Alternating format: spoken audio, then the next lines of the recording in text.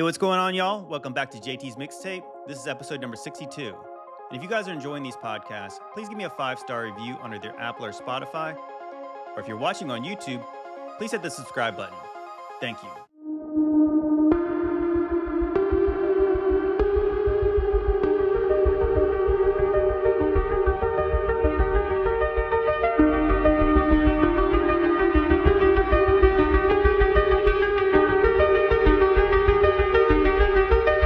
Come closer, my child.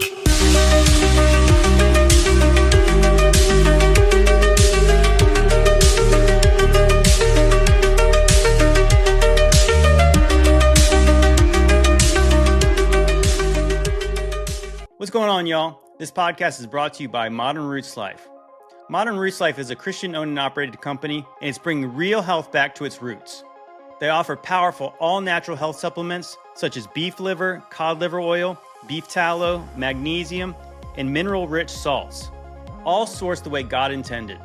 Clean, simple, and from the earth. So whether you're looking to boost your energy, restore mineral balance, or just fuel your family with real nourishment, Modern Roots Life has got you covered. Guys, in this community, we're trying to get healthy in our mind, in our body, and our spirit. So don't neglect your health. If you want more information, check out modernrootslife.com and check the link in my description. You know, people often ask me how they can support me. Well, I think it's pretty cool if you can support me by supporting the people who support me, and you get something in return. And being healthy is a pretty good return.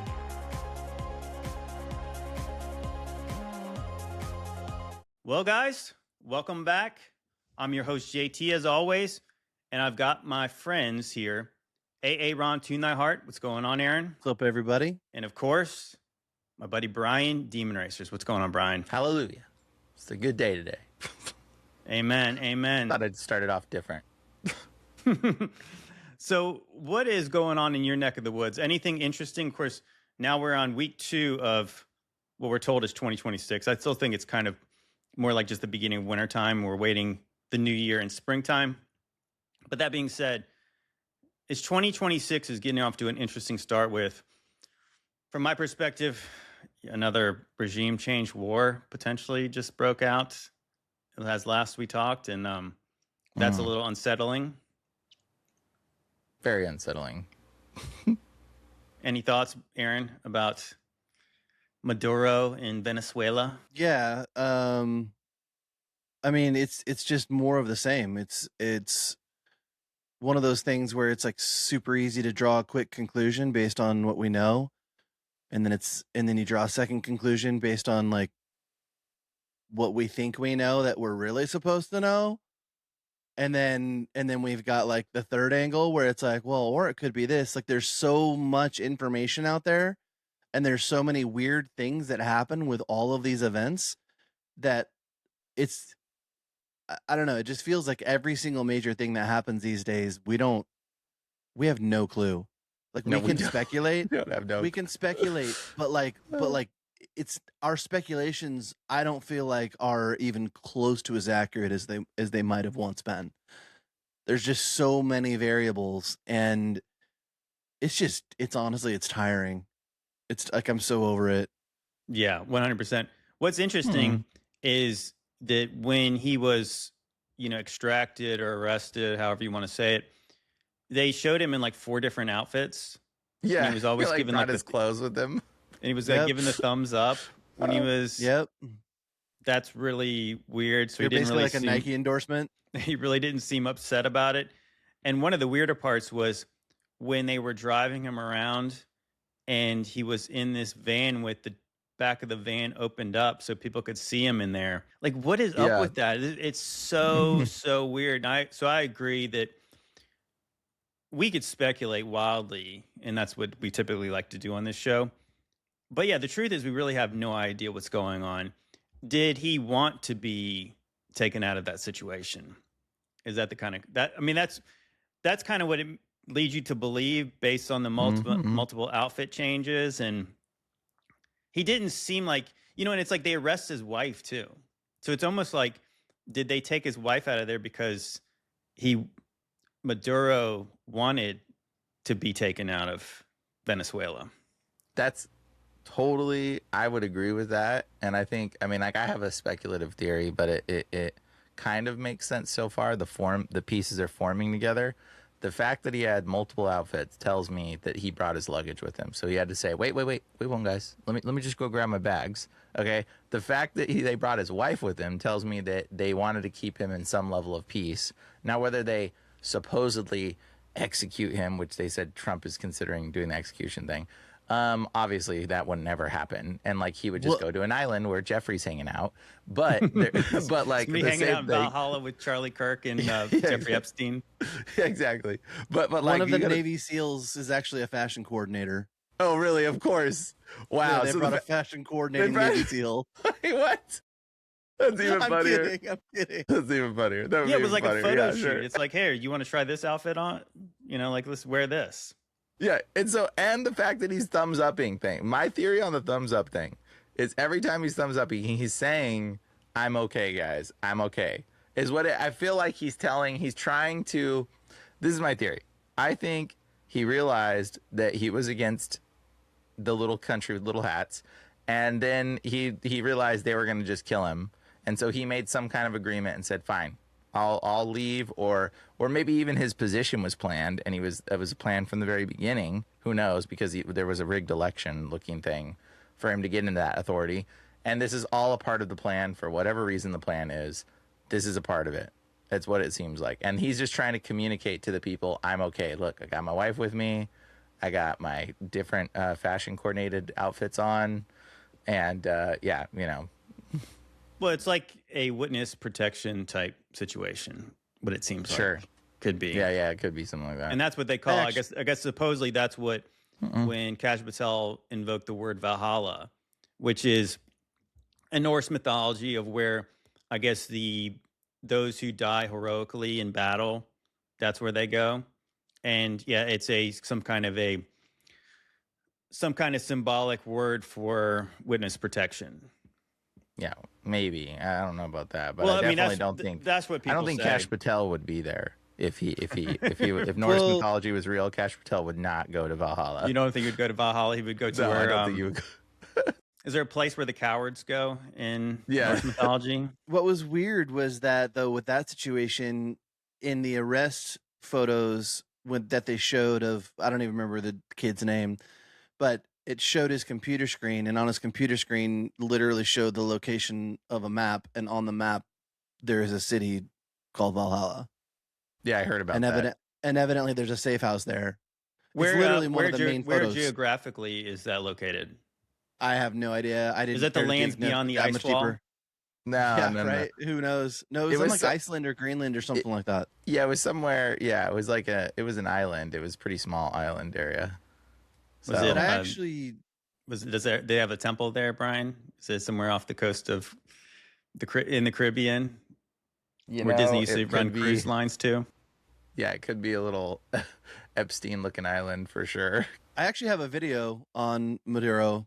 If you want me to share it. Yeah, go ahead, please. Okay. Please do. This whole Venezuela thing is not real. It is designed to make all of the NPCs rally behind the military industrial complex, and that is exactly what's happening. So, quick question for all these special forces guys out there.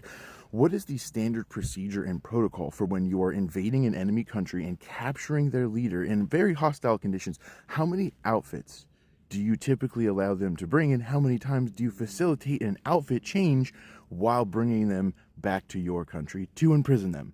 I'm super curious. So obvious. There's something not right here. Well, I would say that the one thing he said was absolutely true is that it seems like a shift, like this kind of neocon agenda is back, where Trump campaigned against doing this sort of thing. Nation building, regime changes. He says everyone we've ever tried before has been a disaster. And that's the reason why a lot of people voted for him, because we were tired of all that crap. Again, I grew up kind of as a Christian, conservative Republican, and I supported the war in Afghanistan. I supported the war in Iraq. And later on, I realized, hey, we've been had. I mean, like how they justified this. And that's exactly what George Bush said. He said, no nation building. Before he ran the first time, that's what he ran on. No nation building. And so I think that, I grew up, I want to say I was probably in middle school when they went to war in Iraq the first time, Desert Storm. And that was really quick. And of course, it didn't seem like there wasn't a lot of loss of life on the American side. And it was like, oh, we kind of got in and got out of there. And I think lots of us thought when they had what shock and awe in the next Iraq war, that was going to be it, right? Like we just took them out and all the boys are coming home right away. I'm going to say within 2 months, George Bush was on that aircraft carrier saying mission accomplished. And then we stayed in Iraq for 10 years, something like that. And then Afghanistan over 20 years. So I think at that point we were like, this is not what anybody ever agreed to. So then Trump runs against that, which obviously is very popular because, no, we don't want to. The regime changes like in Syria, Lebanon, all massive disasters, cost trillions of dollars. It's just a joke. It's a joke. So the fact that Trump decides to do this again, campaigning against himself, or like he's contradicting himself completely based on what he's saying now. And then you even have like the Fed, Nick Fuentes, is supporting this as he was just mocking this idea like a year ago. Dude, not even Nick a year is ago. So it's just, man, bro, he's totally like been bought or something. I mean, I guess the thing is he was probably bought from the very beginning, but the fact that he was mainstreamed this, recently, and now he's supporting this neocon agenda. I mean, Trump is flying around on Air Force One with Lindsey Graham. Lindsey Graham is horrible. And So Lindsey weird. Graham is just grinning from ear to ear. Oh, gosh, we're another war. Another war. Oh, this is going to make me and all my donors in the military industrial complex billions with a B. And a lot of people have wondered, well, not even wondered. I mean, they're saying it openly now. It's about oil. That's why I made a video about that. And Brian and I talked about on his live stream, was that what Maduro is being charged with is literally the exact same thing that Trump just pardoned the former president of Honduras for. No, it was like literally verbatim. Literally, it was the exact same thing. So you're like, what's the difference? So is the difference the fact that Honduras is not oil rich and Venezuela is? And so I found this really interesting video. And this is how bad it is. And I think this is why, as people who believe we're in the little season, we don't trust the government. We don't trust the news. We don't trust the historians, the scientists. And we don't trust pastors of mega churches who try to speak with some kind of authority about geopolitical events. Check this out. They say you have seized Venezuela for the oil. Yes, this is true, that there is that which has been brought to the forefront of this earthly battle. But the enemy has sought and was seeking to bring war and to bring conflict through Venezuela and to control the oil of the earth. But the spiritual oil and the natural oil does not belong to the forces of darkness or to those who thought that they could bring a one world order. This is my reset. And the oil of the natural and the oil of the spirit is mine, says the Lord. Dude, that's so disturbing. And honestly, there's that girl that constantly, she's atheist and has reverted from the faith. And she's posting that video and is like, this is why I leave the church. And it's like, stuff like that is like really grieves the spirit of the Lord when it's like, what are you saying, fool? You're just talking nonsense. You have no clue. And like, it just shows how blatantly fake that Christian perspective, and it ruins the man, it ruins so much in the spirit, in the body of Christ, because of people like that. It's Was very that Ken disturbing. Clement's offspring? I don't know. No, for real. I don't even know, and I don't really want to know. I think it's really interesting that what he said was absolutely false, though, that the natural oil of the world does not belong to the forces of darkness? I'm pretty sure that it actually does. Like, have you ever heard of John D. Rockefeller and Standard Oil? Have you ever heard about the history of the oil industry? The natural oil of the world. Pretty sure it actually does belong to the forces of darkness. And that's why that gas prices are obviously go up when they want them to, and they go down when they want them to. And it's all manipulated, and it's all connected with the world international bankers and the petrodollar. And it's all put in place in order to make us poorer. Yep. Have And it's like black, and it looks like the black goo when you think about it. It literally is the black goo, actually. Yeah. Have you heard the theory that the head of Leviathan is located Yes. exactly where Venezuela is? The eye of the Leviathan is Venezuela, and its body, there's this dude on TikTok that somehow, dude, has so many people believing that the head of Leviathan is Venezuela, and its body wraps up and its tail goes up the west coast of America, up California, and that it's shifting and it's moving. And the real reason that they did this is because Leviathan is waking up and they want to keep it subdued. Yeah. That's They think- that's some cabin in the woods type stuff, is it not? It's pretty They think- wild, dude. Like this primordial titan that is kept satiated by the sacrifices of Children. these- Well, I mean, again, people. if you've seen that movie Cabin in the Woods, it was like this kind of, it had this, what was there, 5 different kind of characters. It was the jock, the scholar, the jester, the Pothead. harlot, and the virgin.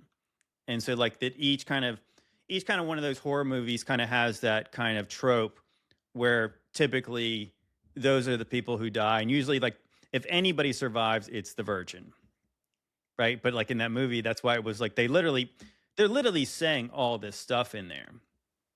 And so like that's interesting the way it's presented.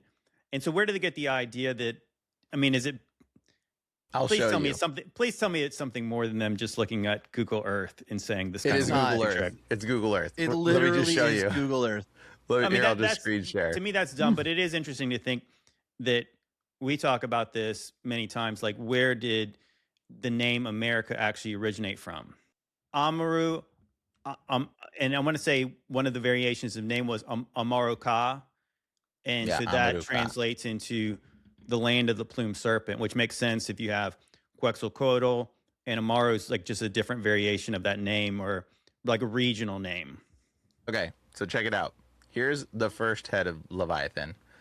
And here's his nostrils, which somehow protrude outward, which nostrils go in. I don't know why, but this Leviathan, his nostrils go out for some reason. Here's one of his wonky eyes, and here's the other wonky eye, because he's got a little bit of a lopsided head, I guess. You know, and somehow that's Leviathan's head, and this is part of his body that goes up the side here. And then this is the second Leviathan, and they think that this is the other Leviathan here. And here's Venezuela, and somehow this is his other little nostrils. And he's got, this is his body that's wrapped up here and goes up the side, which is just so stupid of an idea. Guys, come on. Like, that doesn't look like a head of a snake at all. That looks like nothing. That is so nothing looking. Dude, I've seen gosh. people I don't know that why like people think follow this. me in the comments of this dude's videos, and these are people that like I as far as they project their image outward, they're born again believers, and they're following this thing like wholeheartedly. It's Hook, just line, a and deception. sinker. Dude, it's wild. And I'm not saying I haven't had some wild theories, because I absolutely have. So I'm not judging. I'm just saying, like, I'm only bringing that up because it deserves to be discussed, because there are people out there that are going to be watching this that fully believe that that's what's happening. There's See, a I lot think- of people that believe this, actually. think that- There's a I lot of think people who are saying it. I think that's a some serious pareidolia, or dolia, however you say that, where that's just a natural thing that we do. Is we can look at a cloud and say it looks like We like to find It faces looks like and a dragon. It looks like a Mhm. bird. It looks like X, Y, or Z, because that's just normal how our minds work. But yeah, when you look at the scale of that thing, it's like I don't see that it's as big as a whole continent. That's Yeah.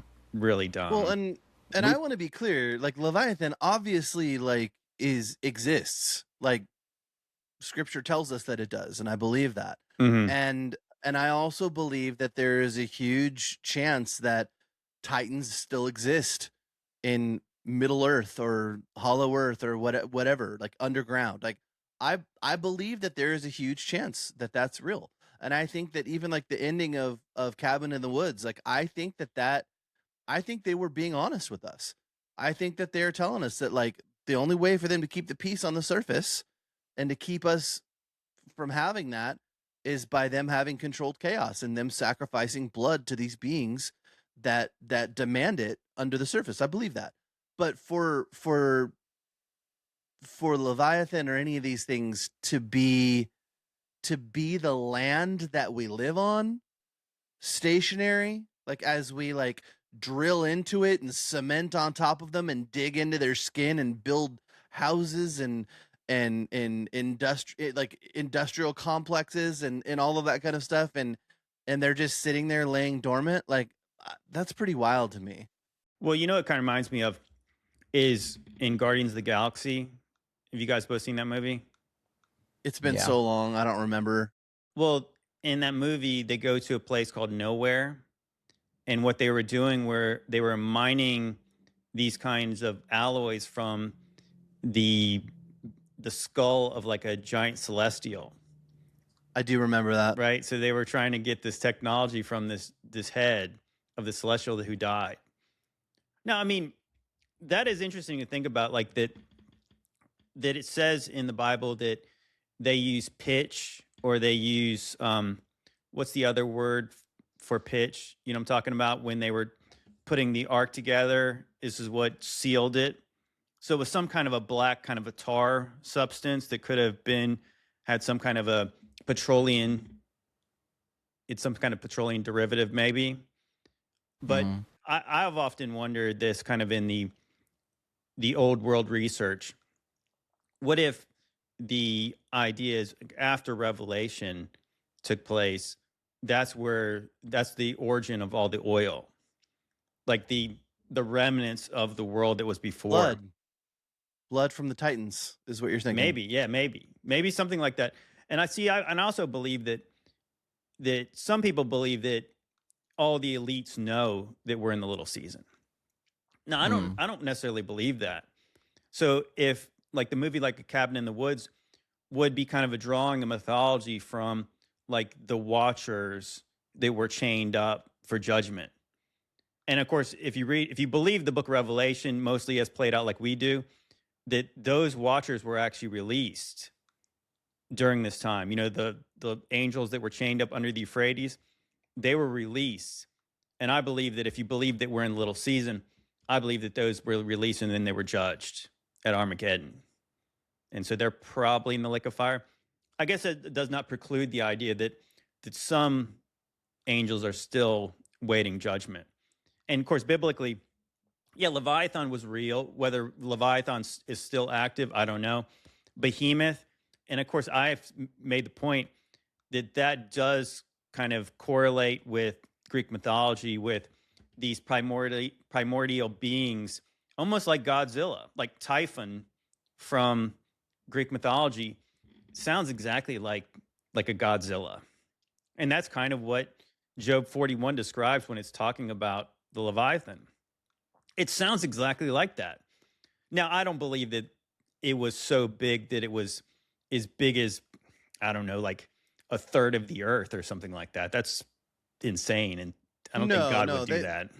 I mean, we have enough proof left over that things were absolutely massive, like bigger than people can imagine. I mean, we see the tree stumps all over the world. We see some of these mountains that literally look like the heads of titans. And so like they were titans, absolutely. But as big as continents, I don't know about that. I don't know. But I mean, how could we know? Like, how could we know? I mean, they could have shrunk over time, and obviously it seems like things did shrink over time as the what is it, the density of the oxygen in the atmosphere has dwindled, and so, or whatever. I don't know if I'm getting that wrong. Someone's going to be like, that's not the right words, but like, Are you talking about when before the firmament was opened up in the antediluvian times? There was so much more oxygen rich. There was more. The conditions were ripe for things to grow, and like maybe the flora and the mega flora and fauna continued to grow, and there was nothing really deterring them from that. Yeah, so I mean, I think it's fully believable. I remember, like, back in the day, I think I was the very first person to post the question as to whether Shilajit is Titan blood, because it's got an abnormal amount of vitamins in it. Like, it's crazy how many vitamins it has in it. No one, and you can look this up. No, people still don't know what it is, but you can only get it at the top of, like, the Alps. You can only get it at, like, the top of these mountains, these giant mountains. You have to go to the very top of these mountains to even get this stuff, and it just oozes from the surface. And they scrape it up and they bottle it and they sell it. Well, and it's got all these like superhuman vitamins in it. It's like the only chemical or the only compound that exists in nature that has like every vitamin that a human could possibly need. It's crazy. Well, that does kind of correlate with the idea of nowhere in Guardians of the Galaxy. Is they're mining this dead celestial or Titan, and that also makes sense. That the idea that we talked before about how, you know, if angels are stars, stars have this iron alloy core, and if they fell to Earth, is that some of the rare metals that are being mined out of the Earth? And it kind of even goes to, we were talking about, like in the story of like the Transformers, like Megatron, this metal creature who's really advanced, falls to Earth, and eventually scientists are using parts of him to reverse engineer him and to turn him into technology for us today. That's absolutely what humans would do. It's not even a question. Yes. So I got an interesting video here. So I got back into playing video games a little bit this week. Don't judge me. But I was playing this game I used to play a long time ago. It's called Gears of War. And the very beginning of it, like the very opening cutscene, I thought was really interesting. I thought you guys might find this interesting. Check this out. For a time, the humans of Serra knew the illusion of peace. Until Emergence Day.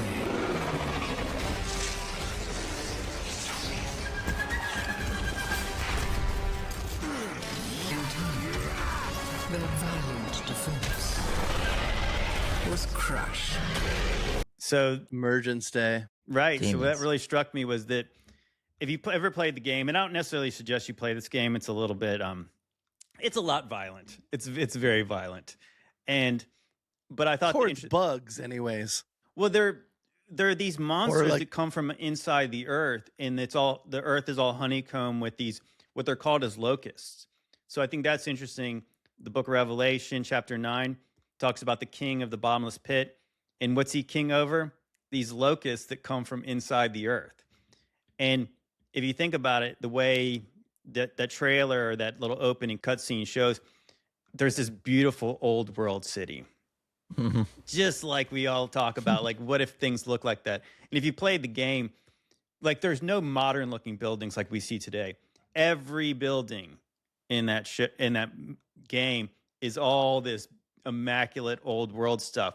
And so what really struck me about that, for one, they also pan down and these people are eating in like some kind of outdoor cafe, and there's this angel statue right behind them. And it said they knew the illusion of peace until Emergence Day. And so what if you were describing when the devil was loosed as Emergence Day? Right? He emerged from the bottomless pit, and then his horde came out. And then, again, this is kind of another game where you're showing a post-apocalyptic world where these beautiful cities were absolutely just decimated and destroyed. And then No, I played it back in the day, and you're right. Like it's there was a lot of beautiful like Victorian looking or Romanesque looking cities Mhm. in it, like beautiful. Like that's what was captivating about it, is like the visuals were so incredible. And yeah, dude, like what are the odds, man? Breaking out from the middle of, from and I remember like you'll be like walking along and all of a sudden a hole in the ground just opens up and these locusts come out. And there's tons of different types of them, right? There's some that are human-esque, and Mhm. then there are other ones that are just like, and then there are giant like abominations, but it's like, dude, they're not just fabricating that. Like they didn't just pull that out of a hat. It's interesting. That whole premise. Yeah. It's totally interesting, yeah, because they're locusts, and yeah, they kind of look like what some people maybe believe. And I think me and Aaron are still open to this idea that there are creatures like that. I mean, again, it goes back to that or that movie I've brought up many times, is the Time Machine.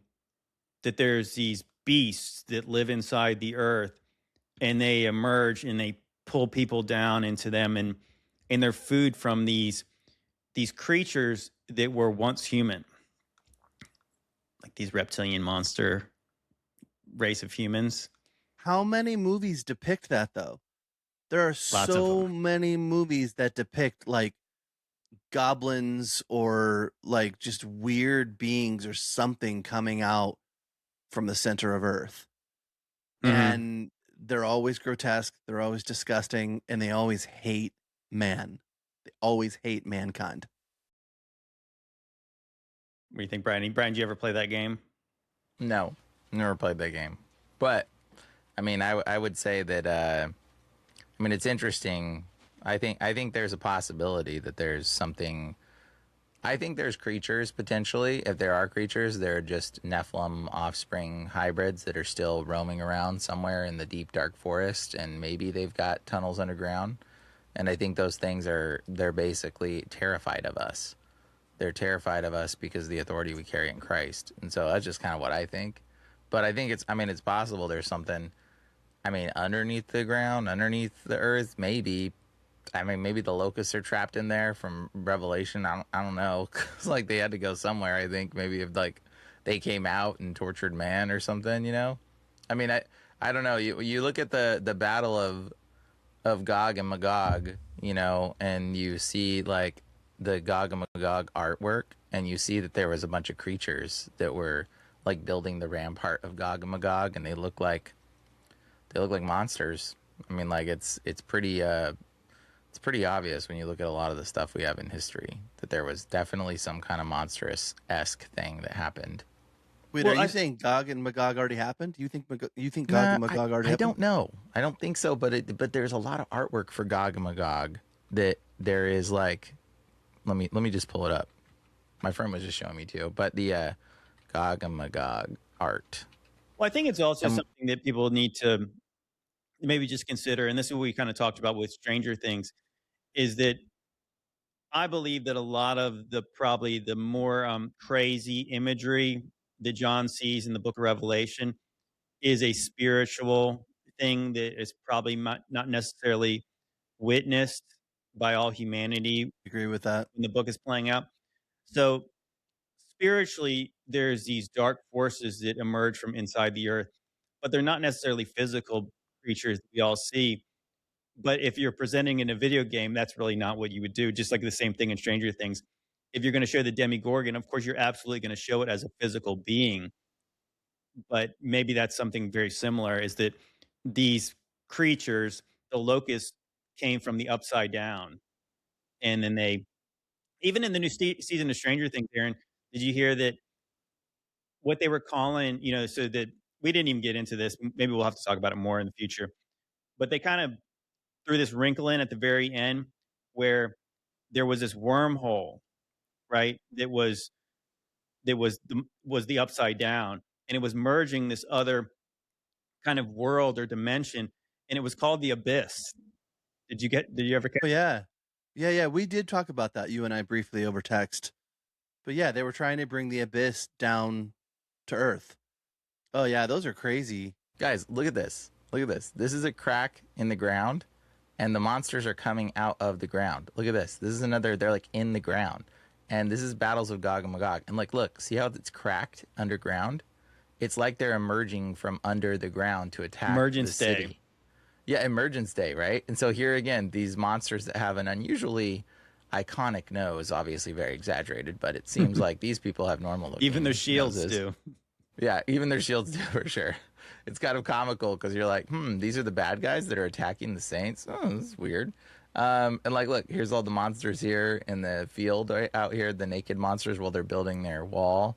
And like, this is like, again, monsters coming out and eating the people. They're just eating them. That looks like where the wild things are right there. It does look like the wild things are, for sure. The artwork style looks exactly like that. Look at that one. That guy's that straight one up looks from the that wild one. It things looks are. exactly like the iconic one that you see. Like, might even be on the cover. Yeah, and he's eating like a little frog person or something. I don't know what he's eating. That looks like he's eating some kind of, I don't know, like a snake or something. And here they're eating people. But like they come out of the ground, and so when you see it, it's like look at these animal human hybrid things building this wall, and look at the monsters, dude. They're like little. See, they're monsters. that's another one of the things they show in Cabin in the Woods towards the end is they show that government facility where they've got every abomination you can ever imagine that's ever been written about in mythology. They're all being kept there. So it would make sense to me that the armies of darkness are just absolutely awful. I think that it's exactly what they show us in like some of the craziest horror movies. I think they're just the most disgusting abominations that you could even imagine. And I think that's one of the reasons why it also says that men's heart will fail them, because they're going to see things that like there's a reason why everybody has been conditioned in horror movies to be horrified of these things. There's a reason why they've already tuned everyone's heart, so to speak, to fear these things. There's a frequency that goes along with all of this, and they want everyone tapped into that. And I think there's Brian said something that I think actually is powerful, because I think that like if in our day we see these things come out from underground and we see these things in physical form, I think that one of the only ways that they're going to be able to hurt us, and this might sound crazy, is if we're scared of them, is if we fear them, if we don't understand the authority we already have over them.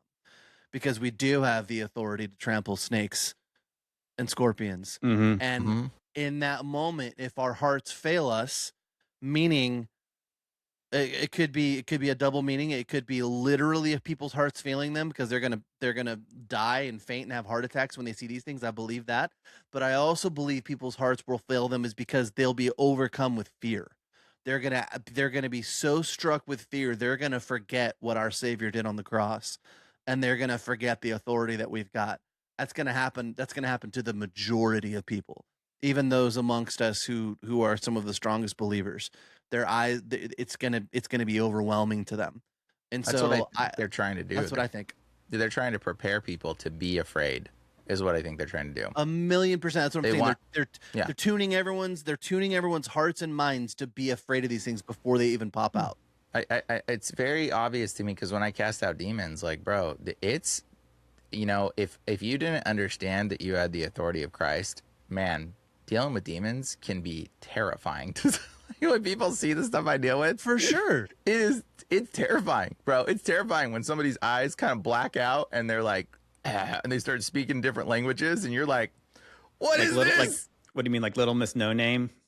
Yes, exactly. With their exactly, teardrop bro. tattoo.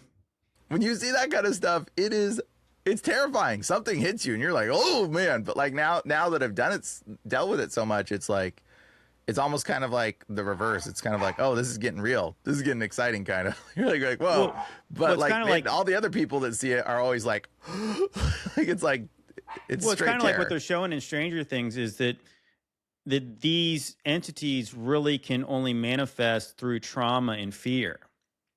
So like they can't even be, they're not visible to people unless you are afraid. Yep. Right. So that's like kind of true. That's kind of what they're trying to prep. And you know what? Maybe I'll show this one Stranger Things video. This was interesting. Somebody was kind of checking out some of the symbolism there. And it's also interesting. Season 4 ends with basically they kind of defeated Vecna, but then I don't know, like the Mind Flayer or something ripped open all these cavities in the earth. And of course, later in season 5, they literally just put metal panels over them. And they're just like, and everybody went back to normal, which is absolutely ridiculous. Like literally, like these trenches from the upside down came up, and it's like it looks like you can see down into hell. And then everybody in season 5 says, "Oh, it's fine." And then they're skateboarding on the planks or the metal panels. Really quickly, I want you to think about everything we just talked about, and then repeat the name of the creature that is like the pentultimate baddie in Stranger Things. The Mind Flayer. What were we just talking about? We were just talking about like the whole premise of these things is to split everyone's mind and heart and cause them to be scared of these things. So like it makes sense that like the main bad guy in the Upside Down, this giant thing, is a mind flayer. Because if it can't get into your mind, that's what and Brian your always heart, points it's got no out. power. Brian always points out is that in MK Ultra, they're trying to fracture your mind, leave this void space, and then the void space is filled with demons. It's the only way they can do it.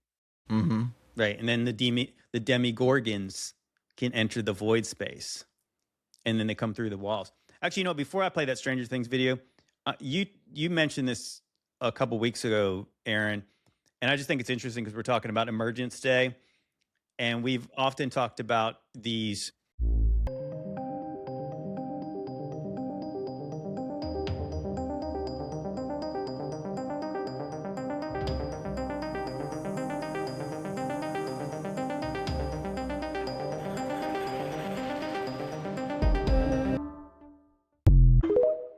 Tell me that you wouldn't be completely shocked if some giant monster crawled out of that thing. No, to be honest with you, like somehow in my gut, like that's what I expect. Like I expect something like, I don't know. I just think it's really foolish to believe that there's not an entire world that we don't know about under our feet. Yeah. Yeah. I often talk about Justin Fall and the Fall Brothers, the Fourth Watch. They did a pretty fantastic documentary about the Chronicles of Hollow Earth, or the Hollow Earth Chronicles. It's really interesting because it kind of gets into the mythologies. We often talked about Agartha and Shambhala and all these mythologies about what's in the earth. Like the earth is dynamic. There's many layers of it. And it's not layers of magma and mantle and crust and all that stuff. There's stuff under the earth. And I think that game, Gears of War, when it talks about the earth is like honeycombed, where there's probably tunnels, and I think it goes, well, what we're told biblically is that the abyss down below is as far away from us as God's throne is. So like the abyss is like literally the furthest place away. So it's that much depth into the earth. And so how hollow is it? I mean, it's hollow enough. Obviously, biblically, there's Sheol and Hades and places inside the earth. Could these honeycombs go all the way down to that? And the water is under the earth. This is another thing we've talked about before, and that is that North America has more cave entrances than any other continent in the world. And there's a reason why they're all in national parks, and they're all in areas that we can't access. Like we're not allowed access to them. Well, that's interesting. But yeah. What does it say? What does it say? It says in is it Second Esdras that talks about the entrances to hell? Is that what it is? It does actually. Ezra is talking to, I want to say, is it Uriel? Yeah. Is that the angel he's talking to? And he's asking questions. And I think he's asking questions about maybe the people of Israel and what's going to happen to them at the end.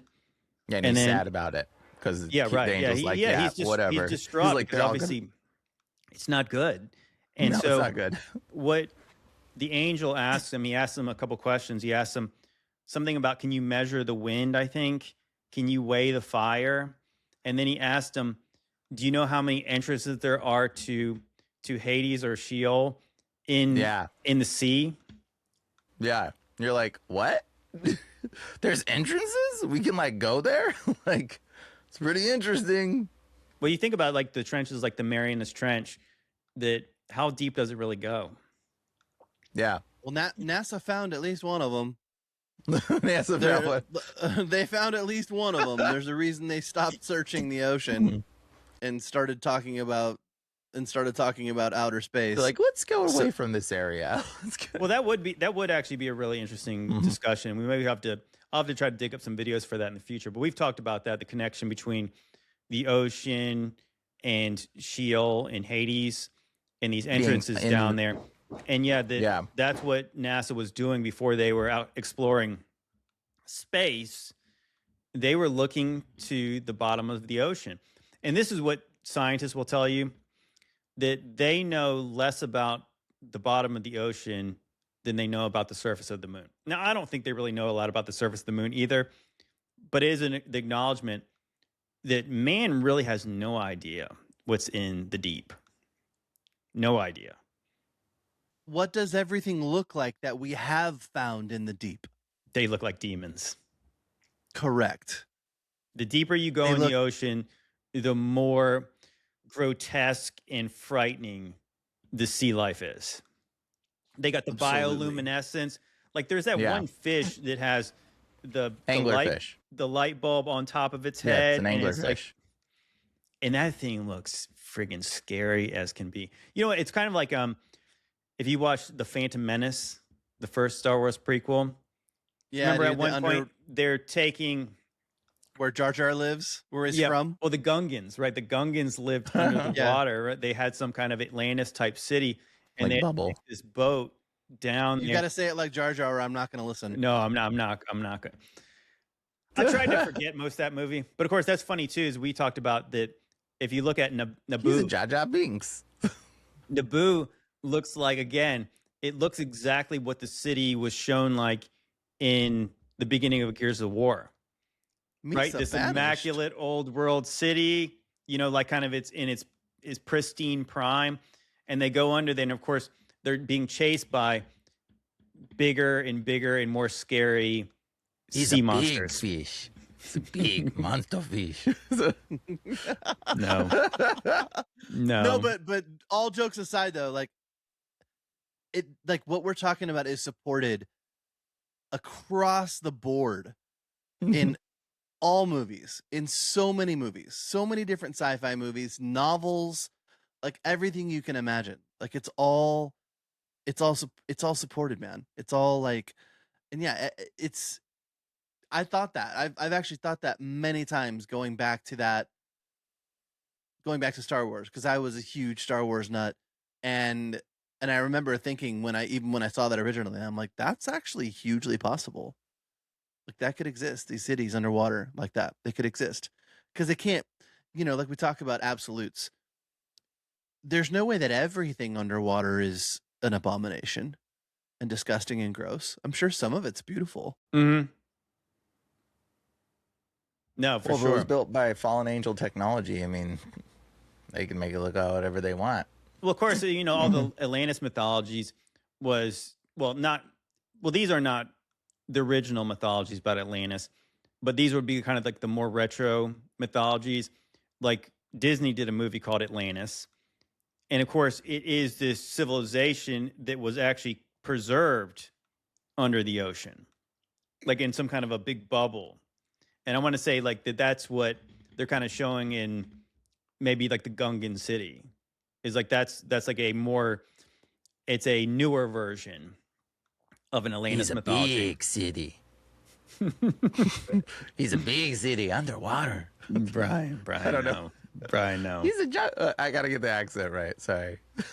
Brian's pretty good he's pretty solid with the accents. Okay, let's check out this Stranger Things one, because we haven't really talked about this too much. Vecna is an inversion of Christ. Jesus gathered 12 disciples to build his church. Vecna gathered 12 children. Jesus said, "You must become as little children to enter the kingdom of heaven." Vecna only allowed children into his realm. Jesus said, I am the vine and you are the branches. I abide in you and you in me. Vecna inhabits his victims through a network of living vines that are all connected to him. And as we learned in season 5, that means that his victims also inhabit him. Vecna exists as Henry Creel, Mr. Whatsit, and Vecna. Just as Jesus exists as Father, Son, and Holy Spirit, 3 persons, 1 essence. Vecna is trying to merge his realm with earth, just as Jesus is going to unite heaven and earth. A Vecna is a famous D&D villain. Vecna was a powerful wizard who became a lich. Liches are spellcasters who seek to defy death by magical means, which is implying that the resurrection of Christ was magic or witchcraft versus Christ being raised from the dead by God. Inversion is so dangerous because it can rewire your subconscious mind, bypassing critical thinking by using familiar symbols. So take a few moments and ask yourself, why does so much of pop culture want to rewire my subconscious mind to view Jesus as a villain? Valid points. Totally agree. I talk about that all the time. That's why this is why I think all movies are evil. Because I think it's like, even if it's like trying to subtly give like a Christian theme, I'm like, no, that's not good. Because it's like doing this subtle programming under our mind, you know? That's why I pissed all the people off when I talked about the Charlie Brown thing, apparently. Yeah, I think you're wrong angry about that. It's a Wonderful Life and the Charlie Brown Christmas are not evil movies. But that being said, a lot of people have talked about the unanswered questions in this last season, which there are too many to list here. But a lot of people ask that question about, so why was it 12 kids? And of course it would be 12 kids. I mean, 12 would be, there's 12 signs of the zodiac, there's 12 apostles. It makes sense that they would have settled on 12. And yeah, so I obviously agree with that, because that's when we talk about the Marvel franchise, and Thanos is definitely some kind of inversion of Christ, and he's got his disciples, and even one of them says, in death, you know, you might think this is suffering, but this is salvation. Even in death, you'll be children of Thanos. That's kind of what Vecna is doing. You'll be my disciples, you'll be my apostles, and I need these 12 to merge the abyss with the real world. Now, of course, the show gets stupid because it really never addresses like what actually happens when this happens. And it's also really weird that the upside down becomes this wormhole. And it's kind of this bridge between here and this other dimension that's coming here.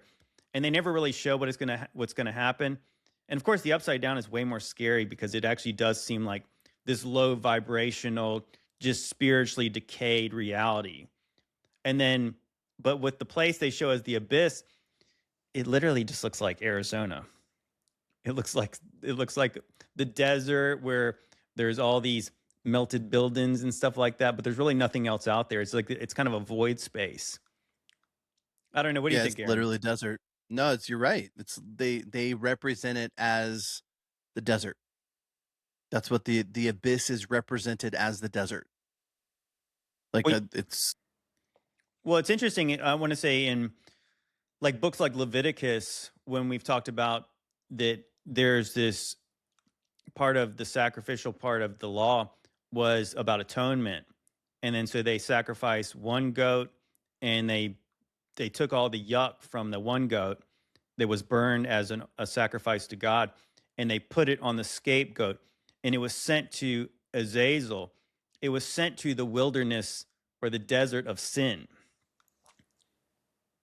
So that's kind of what they're saying there, maybe. Makes sense to me, man. Yeah, makes sense to me. They certainly didn't make it up. There's a reason why it's in the desert. Yeah, for sure. Now I want to switch back a little bit more to some political stuff. I only have really one video to talk about this. But wait, can I show a video that goes into the theme? I want to show this video that goes into the theme of deserting. Okay, check it out. So this is a good little season discussion video, but it's, I mean, we've seen it before. We've talked about this before, but it's just such a good video. And you don't need sound. It's just the images, guys. Look at this. I mean, I can put this down on, but it's music. So, but like, just see those. These are all these famous places. This is what they looked like. People think these places have been around, but they weren't around. They were dug up. We discovered them, but these are how these places looked when we found them. Like, look at that. Look at the difference. Like, this was in the middle of a jungle. It was completely like buried. And we dug this all up. Like, all the temples have all been dug up, and then we remade them. This thing was completely flooded.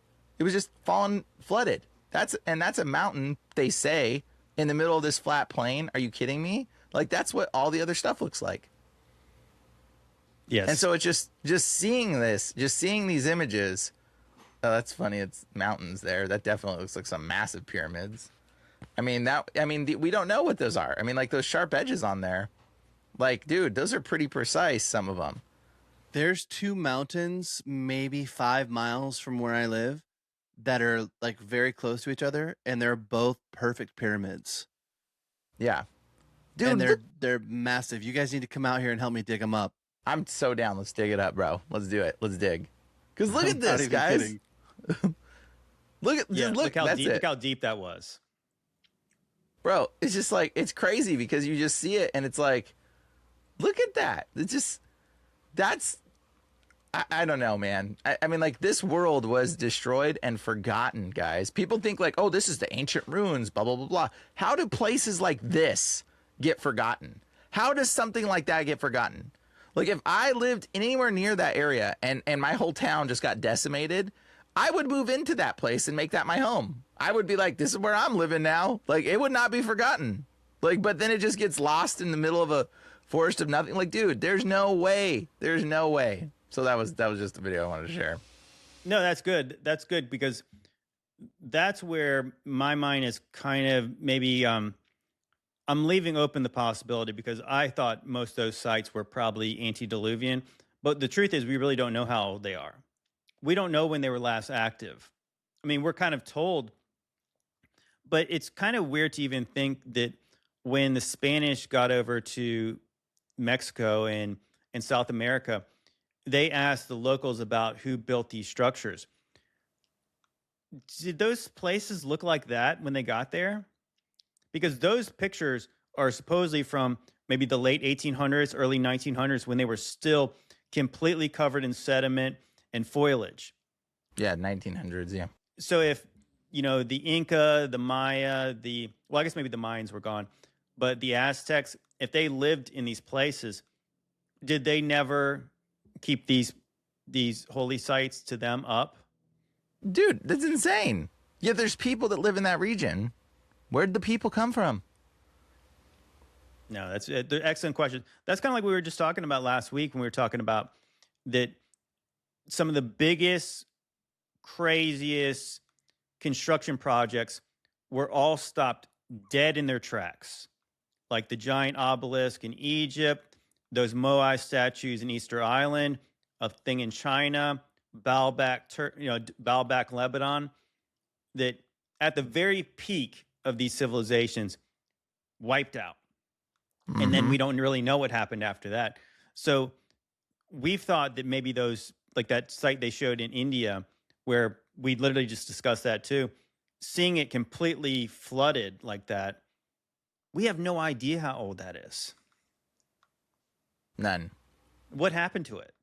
So if it was actively in use, and I think that, I don't know, it just kind of makes sense to me that a lot of those places, even if they were originally constructed during the times of the days of Noah, before the flood, that if the Romans and these other kind of very advanced empires like Persia, Babylon, and Greece, would they have repurposed them too? Would they have left them in such decay? I mean, obviously we know they could do all kinds of things. So what if they could still be antediluvian, but they still could have been used before the last catastrophe that wrecked everything. And then we live in this post-apocalyptic fallout world where they didn't even uncover these things until like 100 years ago. And there's still, and that's what the video is also showing, is that there's still many more. Likely that there's pyramids that are clearly under the ground, or they just appear to be, natural rock formations or hills. But it would be very naive to assume that they've uncovered all the ancient sites that have been buried. Hey, Ron, tell me where your pyramids are at, because I'll go dig them up with you, bro. I will. I'll hit you guys up afterwards. In fact, I'll tell go me the take location pictures on Google Maps, and I'll zoom in on Google Maps, and I'll see if it looks pyramidy. I will. Well, I changed my mind. We'll talk about the current event topic later, because this is a good video. Somebody was scaling the pyramid like illegally. I guess you're not supposed to climb the Great Pyramid. And I thought something was uncovered that was really interesting.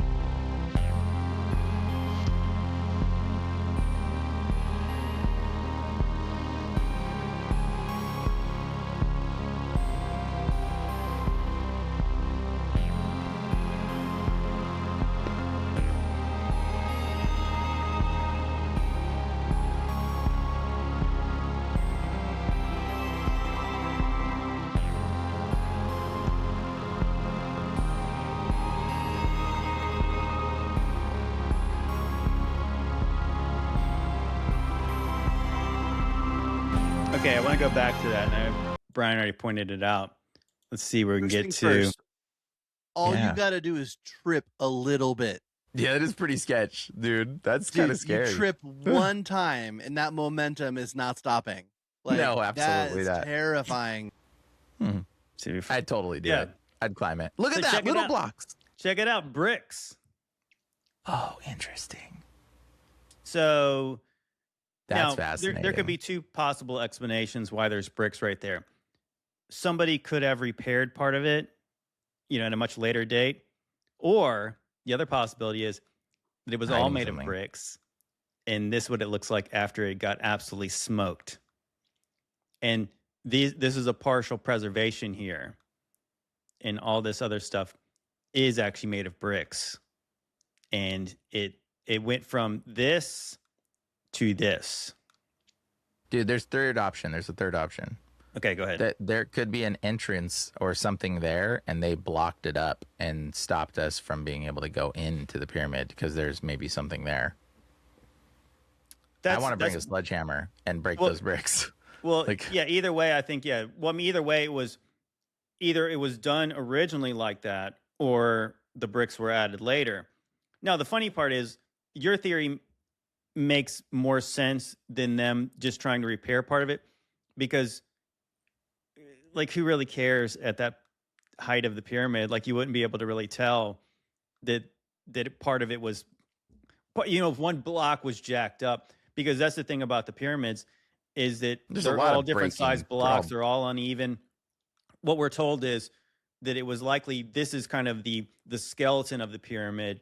What the original pyramid, when it was fully when it was fully constructed, it had this limestone, completely stone smooth veneer on the outside of it. And so you never would have saw all the individual blocks. So, so why would they have bricked up part of it at that height of it? That is very sus, breaking up the part. That makes me conclude that either they're hiding something there, there was an entranceway there, or some kind of access point they're trying to hide, or B, maybe the entire thing is brick and it's all like a facade of some kind. Because it definitely doesn't seem like a repair is needed there. That is friggin' unusual. That is very unusual. And it also doesn't really make sense that there would be an entrance that high up. I mean, maybe they do some, like, I can imagine them right now, like, literally, that there's, like, they probably have a time where they block off the pyramids at night and they do some satanic ritual and they climb up the side of the pyramid and a bunch of them go in there and they take their sledgehammer, bust that in, go into the pyramid and do their little ritual thing. And part of the ritual is climbing the pyramids, and maybe one of the people gets pushed off as their sacrifice. Who knows? Like, that's the kind of stuff they do. Let me show you guys something really quick. That the first thing that I thought of when I saw that. Justin, you get back here right now! No, stop! Go back, no, not time!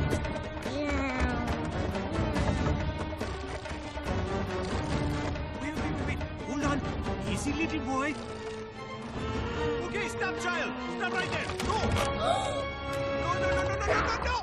Oh, there he goes.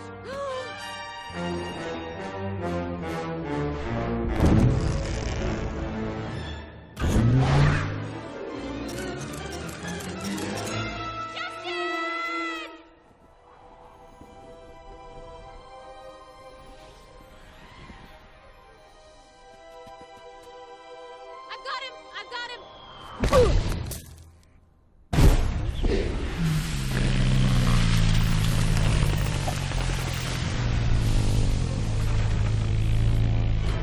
Outrage in Egypt. The pyramid was fake. Man.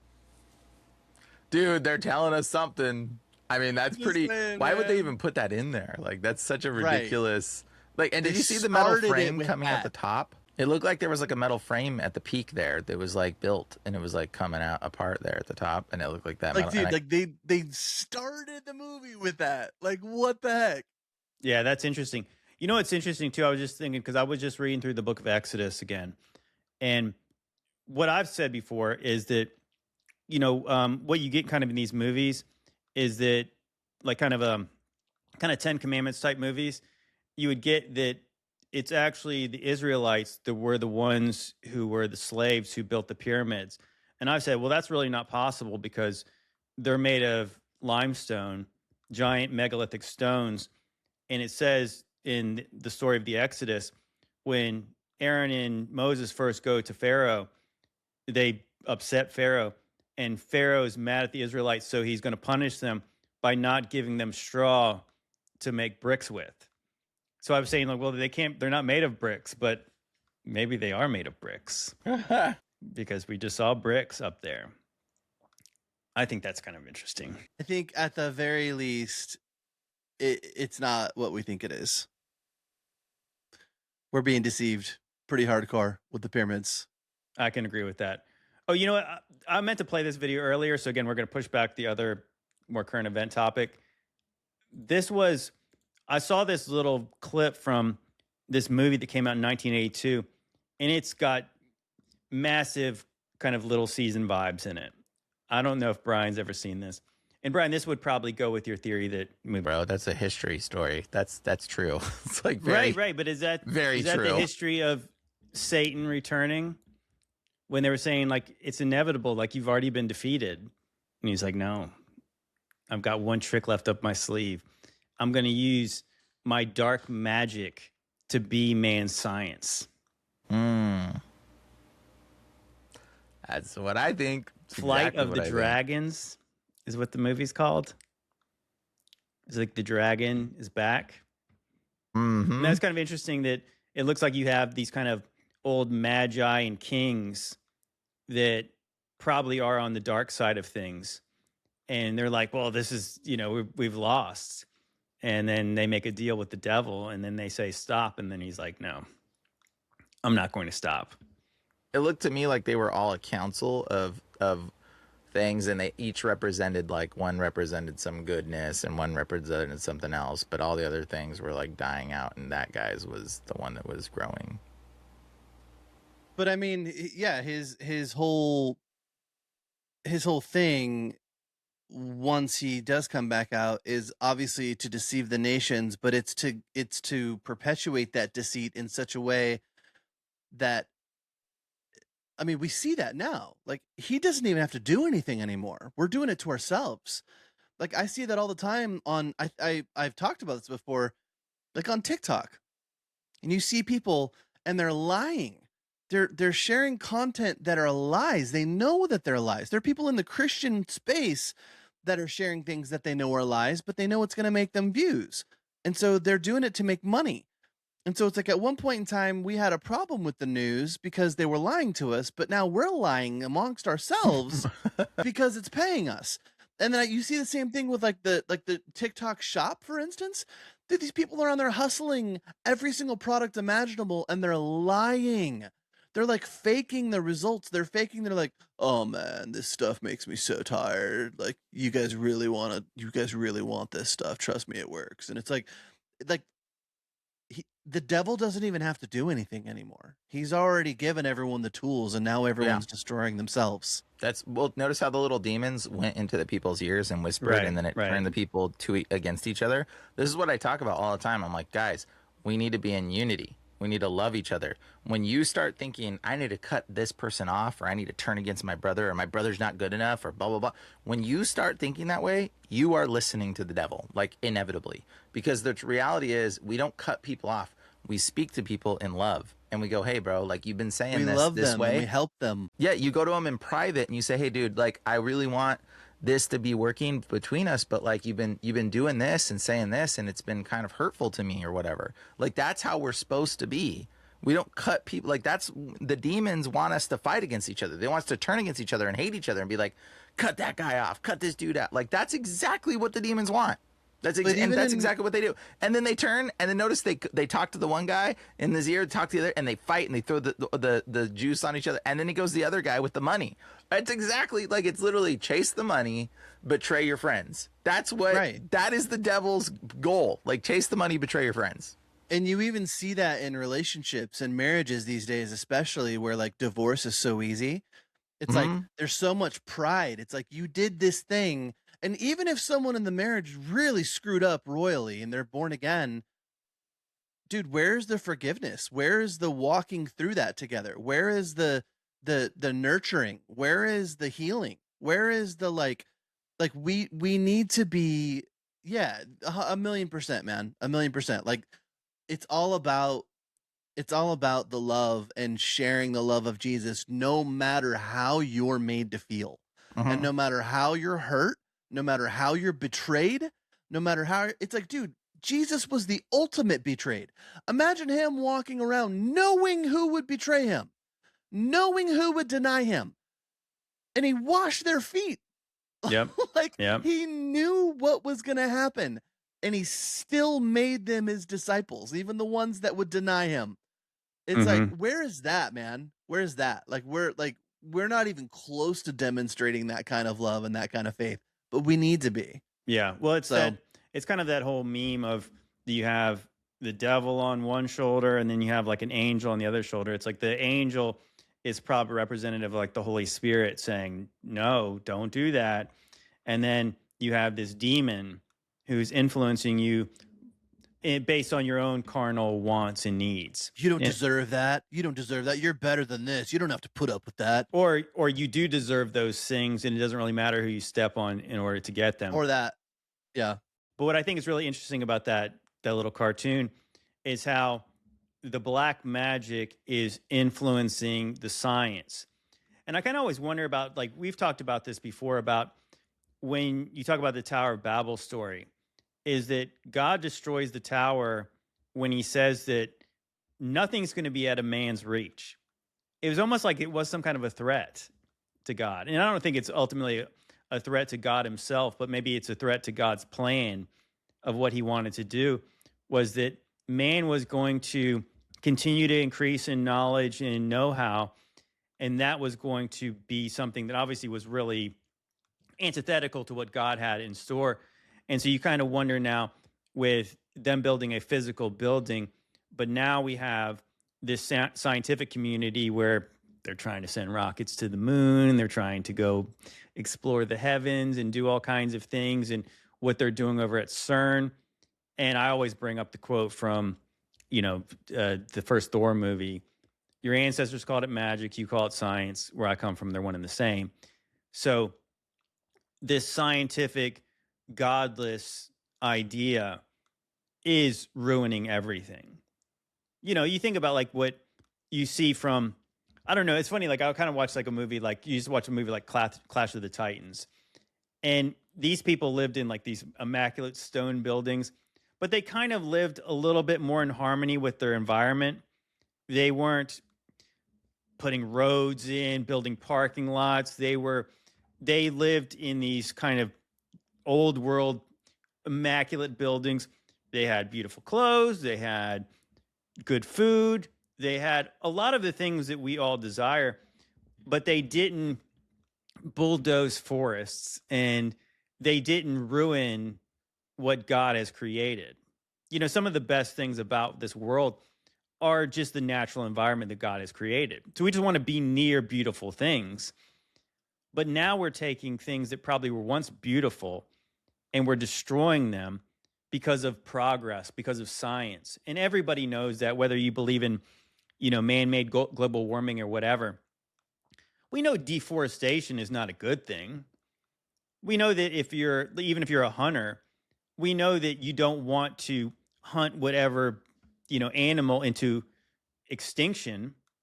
We want to preserve what we've got. God created us to have dominion of this place, but we got to be good stewards of what we've been given. It's like that idea. It's like the Matrix is the way that it's Smith is talking to Morpheus that humanity are parasites. They're a disease. And all they're doing is spreading out and ruining this place. I think that's kind of a Kabbalistic idea, but I think that is what some men are absolutely doing. Going back to what that pastor said, oh, the natural oil is not for the forces of darkness. It's like, yeah, absolutely it is. And this is the world that's begot from that. The Industrial Revolution, all the things that were supposedly made our lives better. But it's funny, like I know I just had Vitaly on the podcast and we're talking about usury.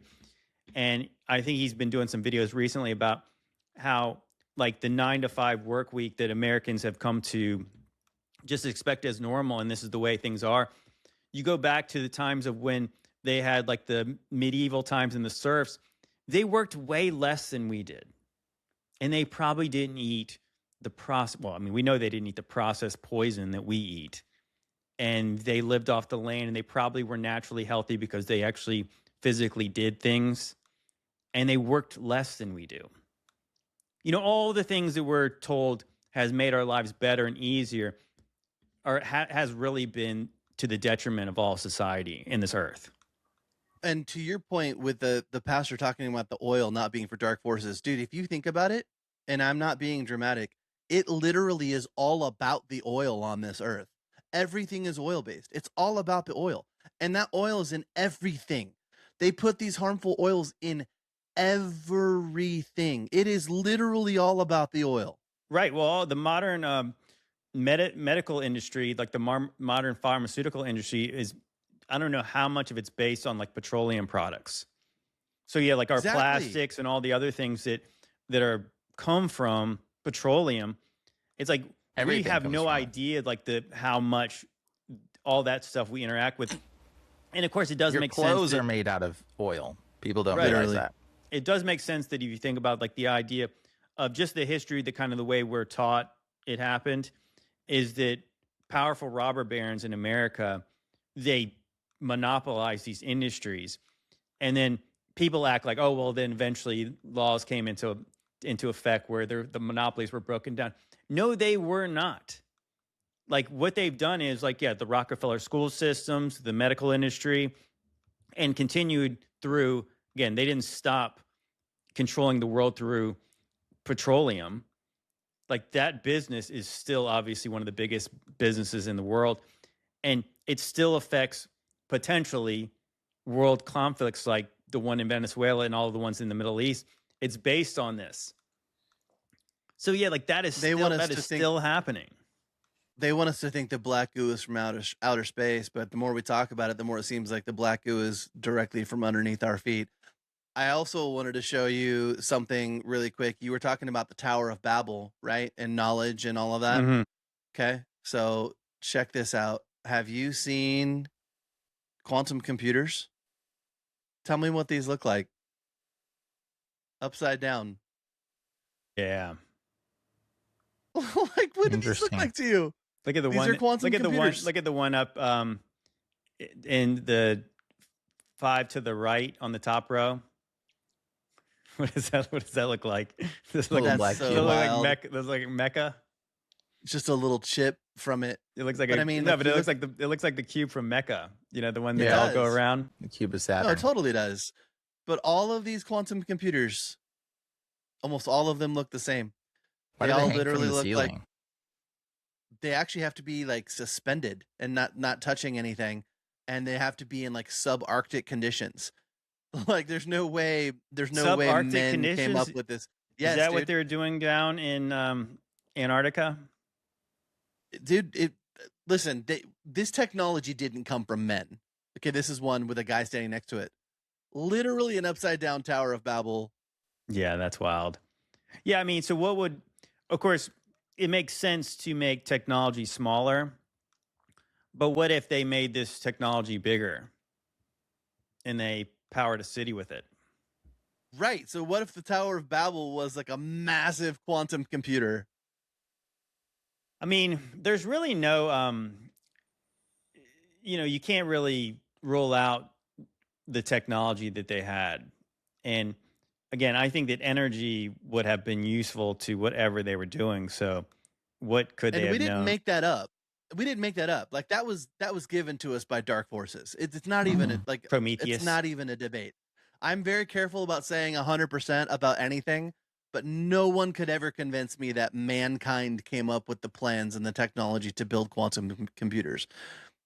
In fact, maybe that's what they found in Antarctica when they finally got there. Maybe they found some massive quantum computers. They had no idea what they were, amongst many other things.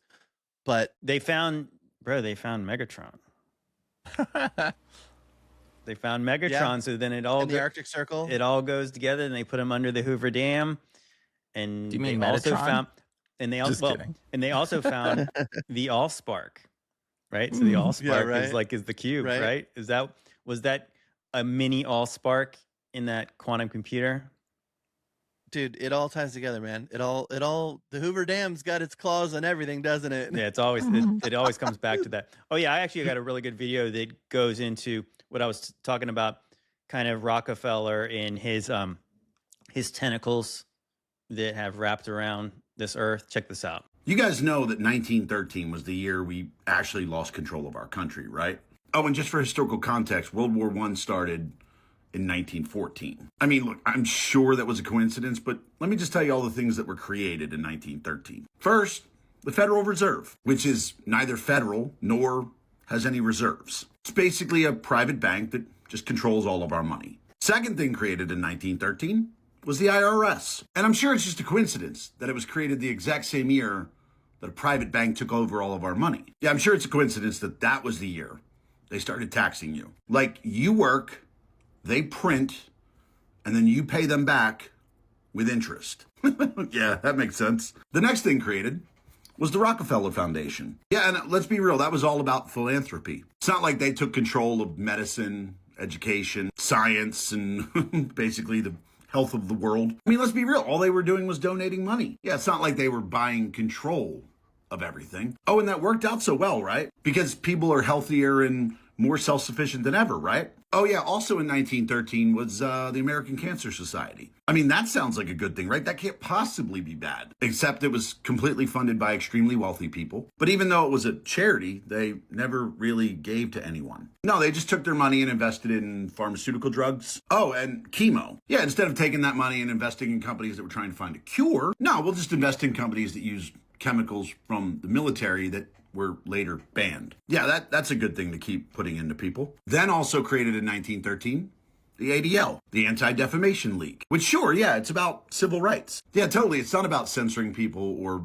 silencing critics. And then in 1914, we had World War I. And that became the first war ever that private industry profited from war. The private industry that's owned by the same families that created the Fed, the IRS, the Rockefeller Foundation, the American Cancer Society, the ADL. Again, just a coincidence. Oh, I'd also like to point out that a year prior to 1913, 1912, yeah, that was when the Titanic sank. And it's funny how 3 of the wealthiest individuals on that ship were the loudest voices opposed to central banking. Oh, and there's also the little tidbit that J.P. Morgan was supposed to be on that boat, but he canceled at the last second. But yeah, that's conspiracy. That's tinfoil hat talk. So what's happened since 1913? Well, the dollar has lost 99% of its value. Our debt has just become like a number that we ignore. Middle class getting daily. War is now an industry instead of a conflict. Oh yeah, and your money isn't real anymore. Like, it's just not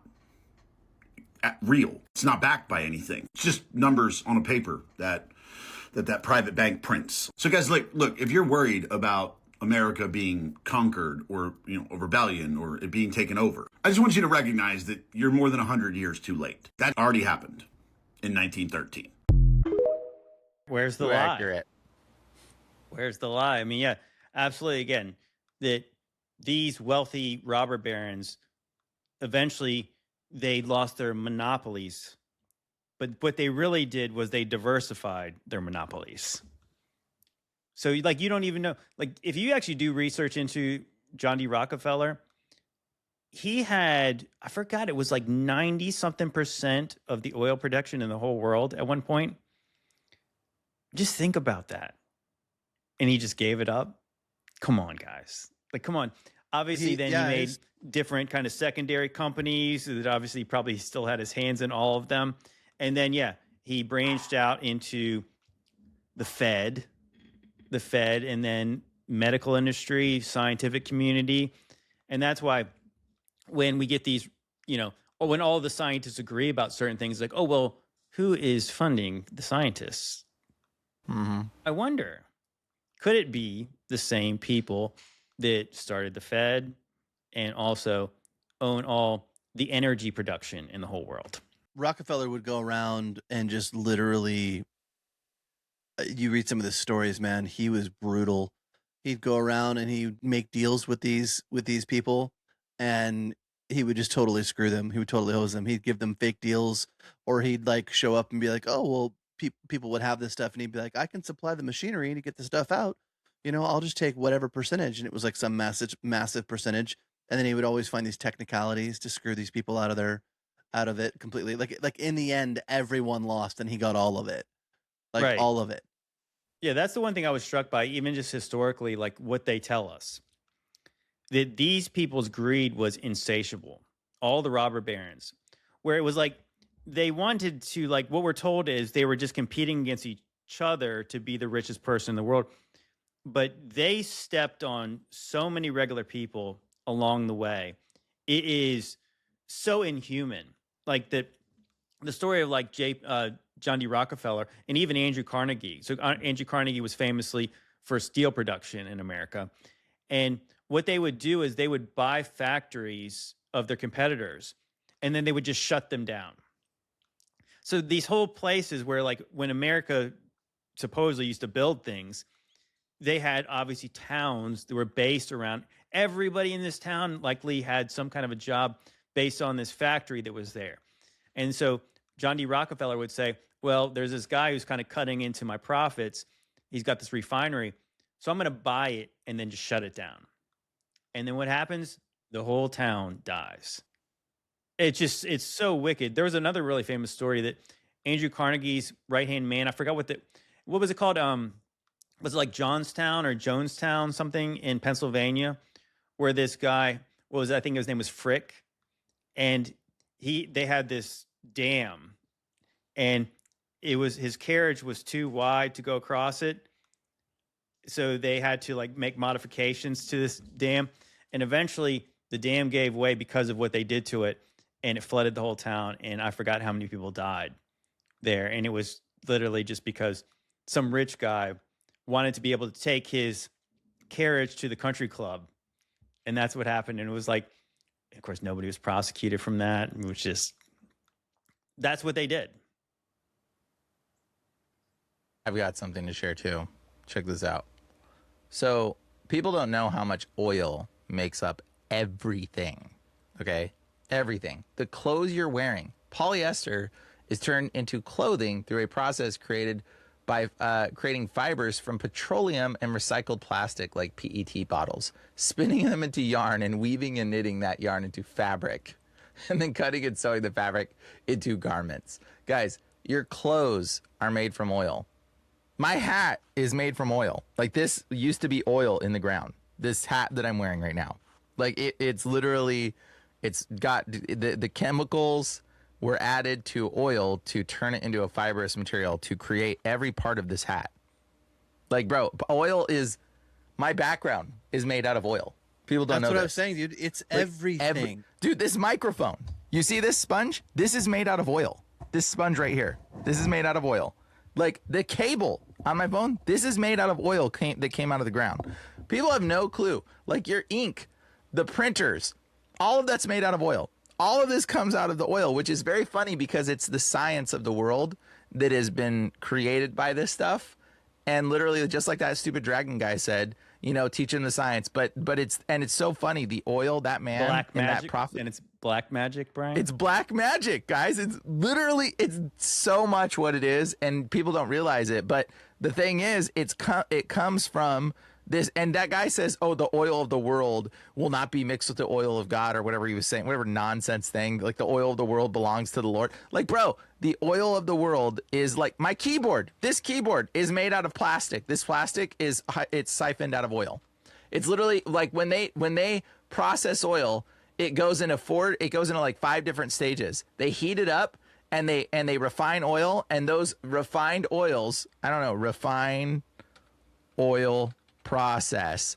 It goes into multiple different spots. Here that is. Look. Okay, so they put crude oil into here and it refines, and at different temperatures, the high temperature comes out clear and it becomes gas. The lower temperature becomes chemicals and this even lower temperature becomes petroleum, and the lower temperature becomes jet fuel, and even lower becomes this kind of fuel. But along these processes, and then residential, I don't know what that means, but along these processes, these different oils at these different temperatures get refined, and then like about here, it becomes plastic. And so like this will become plastic, this will become different like rocks, and the waste becomes asphalt. The last bit of oil that doesn't get refined right gets mixed with rocks, and it becomes asphalt that we just throw on the ground. But these different levels of refining down very quickly. Yes. But these different levels of refining don't just become gas for fuel. Like about here, it becomes, these levels get added to chemicals and they become products. They actually become products, which is everything. So it's very fascinating when you look into... And so the forces of darkness don't actually have control of that, Brian, we're told from that pastor. Yeah. Where does it come from, though? Yeah, exactly. It comes from underneath us, right? Yeah. Right. So that's the interesting thing. I was actually just thinking about that. So, Brian, tell people what black magic is. Well, I mean, there's a lot of different terms for black magic. I mean, you can get into the occult, but like in this instance, I'm just saying, like, just in a general definition, at least what we're told is, so whether we don't really believe this is true, like that there's a difference between black magic and white magic, but what they would say is that white magic does not really involve any kind of rituals or sacrifice. Maybe not. It does involve. They rituals, would say it's not evil, not sacrifices. Doesn't hurt people, right? So black magic typically revolves around sacrifice, and obviously it's used for evil purposes. Yeah. Well, that's the funny part. Is like that. Even like if you see a movie like Doctor Strange in the Multiverse of Madness, that he ends up using this demonic book of black magic in order to save the multiverse, and it calls all the dead. Right, and he uses demons. Right, he ends up making like he looks like on one of those Hindu gods with the multiple arms when he's controlling all the demons. But anyways, point being is that what if the oil in the ground is not? I don't think I hate the term fossil fuel because it makes you think of like it's all made of dinosaurs, but it likely is totally made not. of dead. What if it is made of a bunch of dead things? That's interesting. So yeah, I thought of this. If it does involve blood and just decayed remnants of the world that was, what if it is black magic? Dude, totally is And another term also, for and black also, magic for sure. look at when it became the most popular. It's almost as if it's like the number one commodity of the little season. Definitely. Yeah, Yeah. definitely. Yeah, definitely. So if you, yeah, that's what I'm saying. So if you think about the It way makes that all the medicines and everything we have are made Right. from they were from plants originally, guys, but now they're from And oil. it springs from holes beneath us. the locust. Yeah, what is it? In Gears of War, it's called emulsion, but it's all this bright kind of yellowish, like glowing stuff. But you know, it's interesting. So biblically, when Oil can be yellow. when Jesus is talking about the virgins with their lamps, he talks about them keeping their lamps lit and basically having oil for them. So I wonder if it's a situation where the way that we're kind of taught things, it seems like that kerosene was not really a thing. I mean, maybe I don't even know historically, like when was kerosene lamps? When did they first get invented? Maybe we should look that up to figure out, because that was what Standard Oil first was using was kerosene. And supposedly, we're told that he actually really opposed the first kind of idea of electricity because he wanted people to still light their houses with kerosene lamps. So when was that a thing? So it's just kind of weird to me. If kerosene was something that was used even back in the biblical times for lamps, or some kind of similar oil was used for lighting lamps, well, then how did some guy in the 1800s ever get a monopoly on that business? 1846. So what? Mid 19th century. Okay, so kerosene was not a thing until the mid 1800s. Of course, it's the mid 1800s. Yeah. So what were they lighting lamps with before that? It was first produced commercially in 1846 by Abraham Gessner, a Canadian geologist and chemist. He distilled it from coal and oil-rich materials and originally called it kerosene, later shortened to kerosene. It quickly replaced whale oil for lamps. You're telling me that oil. Oil. You're telling me back in the day, when in biblical times they were lighting their lamps with whale oil? Is that what we're supposed to believe? Is that what we're supposed to believe? They killed the fish that Jonah got swallowed by, and they powered their cities with it. But it's just further proof that everything in this timeline is a lie. Like everything that we're told, like in the last few hundred years, is just, it doesn't line up with the history before it. No, none of it does. That is why it feels like that's why they teach us history in a certain way, where I always bring up the stories with like Benjamin Franklin flying a kite with a key on it. And he was like the first guy that ever discovered that lightning was electric. That is such a stupid thing to say to children. I have the perfect segue video for this timeline being a lie and for things being a lie. Right. And one other thing before you get to that. But yeah, and then the other story is Isaac Newton in 1666, that he suddenly had this discovery that things fall down, and that equals the theory of gravity. But it's like everybody already knew that things fell down. Like nobody knew about that before 1666. And then not till the 1700s did some guy discover that lightning was electric. They want you to think that everybody before modern times was a complete moron. Exactly. Yep. And you're a moron. You're a moron if you actually believe these stories. Sorry. I thought this was you're not far off, man. I thought this was fascinating about the timelines. World War I is from 1492 to 1775, when America was attacked by 7 countries simultaneously. For 283 years, they bombed this place. Russia took Alaska, Netherlands took Canada, British and England took the west, east coast. Italy took Texas up to the Gulf. France took New Orleans up the Gulf. And Spain came around the west coast down through Argentina, Chile, and up the backside. 7 countries attacked Black America. In 1775, we surrendered and lost the right to vote. They put us in slavery camps. They labeled them reservations, and the ones that did not go on reservations was labeled Negro. I do actually agree with them that the history that they are told is a lie. But it seems like every so many years that Black people were Israelites, or they were the Egyptian kings who built everything. And now I want to say that they're saying that they were actually Indians, the Native But I Americans. think Is that what they're saying? But I think that it's safe to say that I think they played a much more significant role than what we're told, regardless of what the actual truth Oh, is. I agree with that. And Yeah, 100%. and I know that a very famous painter, as we know, that was famous in World War II. He's quoted as saying that they were the crown jewel of America. I know that the Germans from the 30s were quite fond of the Native Americans. Now, of course, which Native Americans are they talking about? I actually think that the original indigenous people here, probably when this place was settled, was like lots of places. It was multicultural.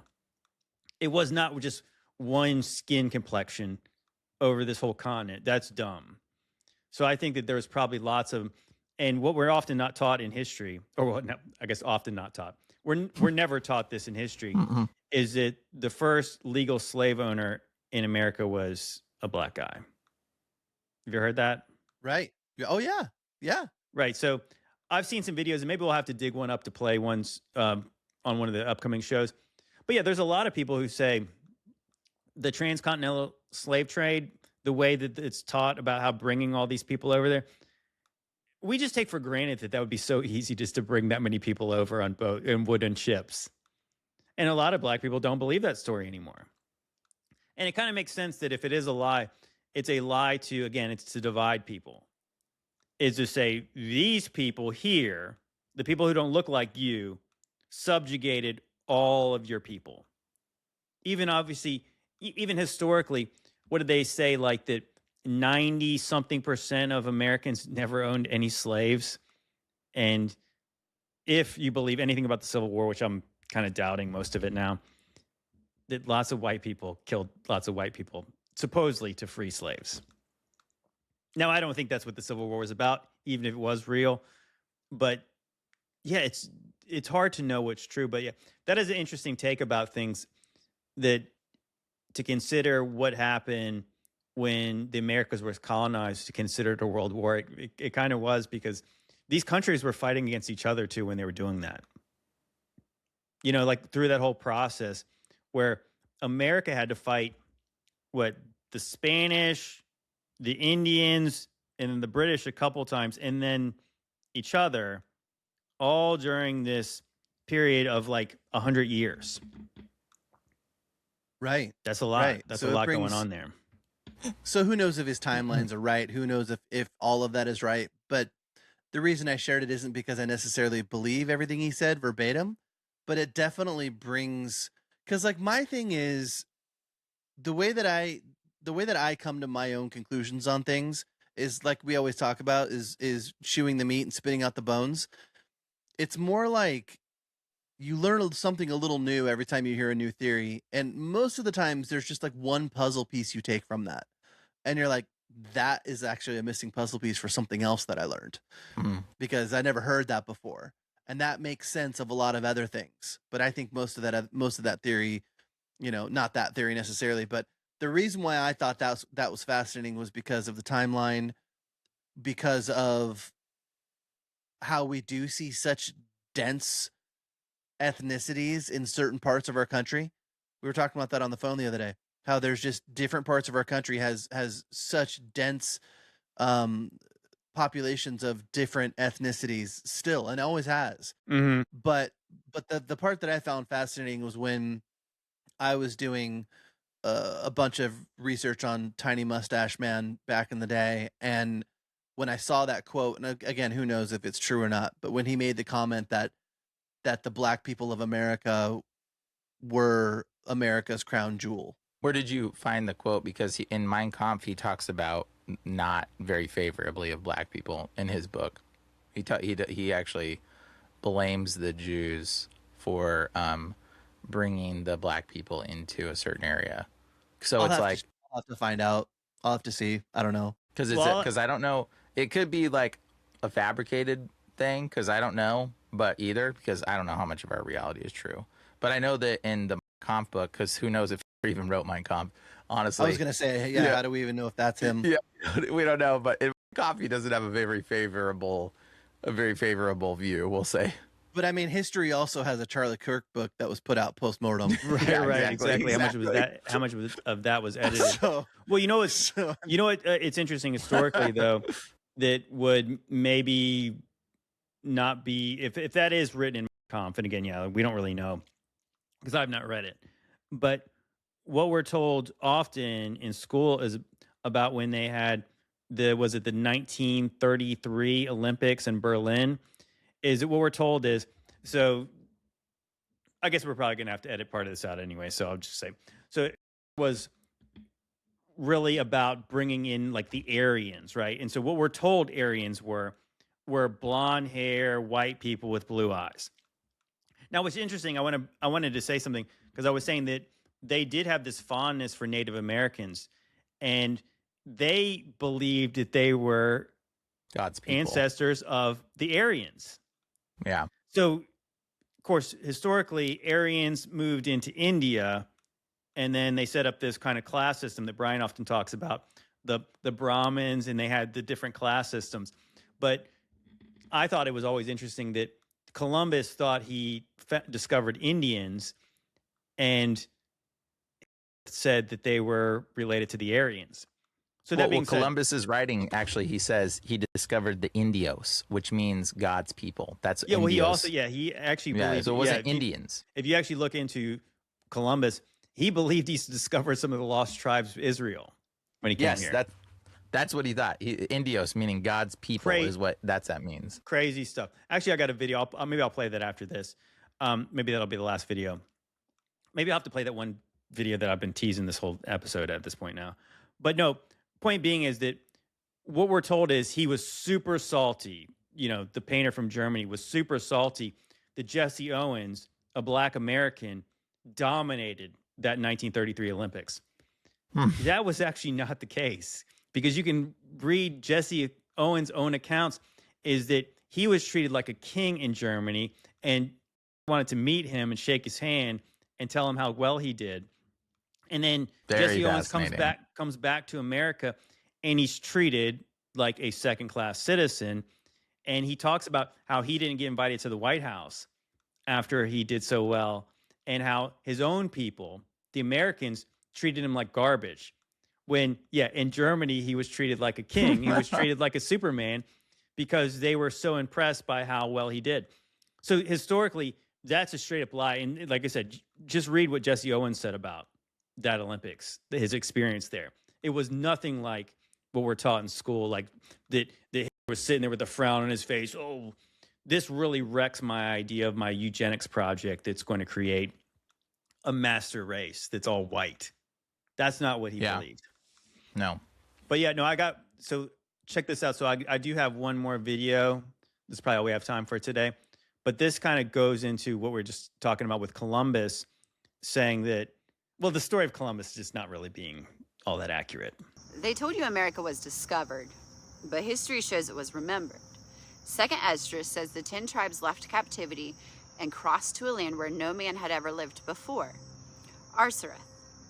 And history kept whispering about it. In the 9th century, a Jewish traveler named Eldad Hadani claimed to be from those tribes, living in a faraway land where they still kept the Torah. Centuries later, rabbis like Maimonides said Arsareth wasn't in Asia or Africa. It was across the sea in lands unknown. They kept pointing west. And then came Columbus. We all know the rhyme. In 1492, Columbus sailed the ocean blue. But here's the part they left out. Columbus carried the book of Esdras with him. In his own book of prophecies, he quoted chapter 13, verse 45, the passage about the tribes crossing the waters into a further country. He believed his voyage to America fulfilled prophecy. And when he landed, he didn't say he found something new. He called the people here Indians because he thought they were the scattered tribes. Later, the story was rewritten, the people renamed Native Americans, and the connection erased. They taught us the rhyme, but hid the prophecy. Because if you knew the truth, you'd realize America was Arsureth, the hidden land of the tribes.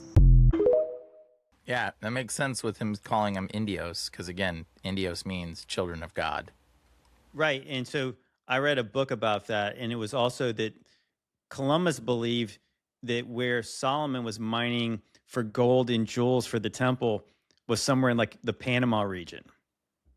Like, why would he believe that? You know what I mean? Because they knew where Jerusalem was. I mean, at least the Jerusalem we're told about, which would have been to the east of him. So Solomon, back before the captivity, was getting all his gold and his jewels for the temple in South America. Like, you know what I mean? Like, why would they believe that? Well, he was looking for something. I think he was looking for the 1,000-year millennial reign kingdom, probably. I mean, like, why else? Like, I mean, maybe that's what they were looking for. There's a Jerusalem in Arkansas. There's a Jerusalem in Ohio. Right. Mhm. Well, I mean, yeah, that I think that I'm just saying. I think it's very suspicious that they didn't, you know what I mean? Like, so let's just go based on the maps we have and the places we know them to be geographically located today. We're told that nobody sailed across the ocean blue until 1492. So Europeans did not get over to this continent until like the 1500s, like into like the continental United States.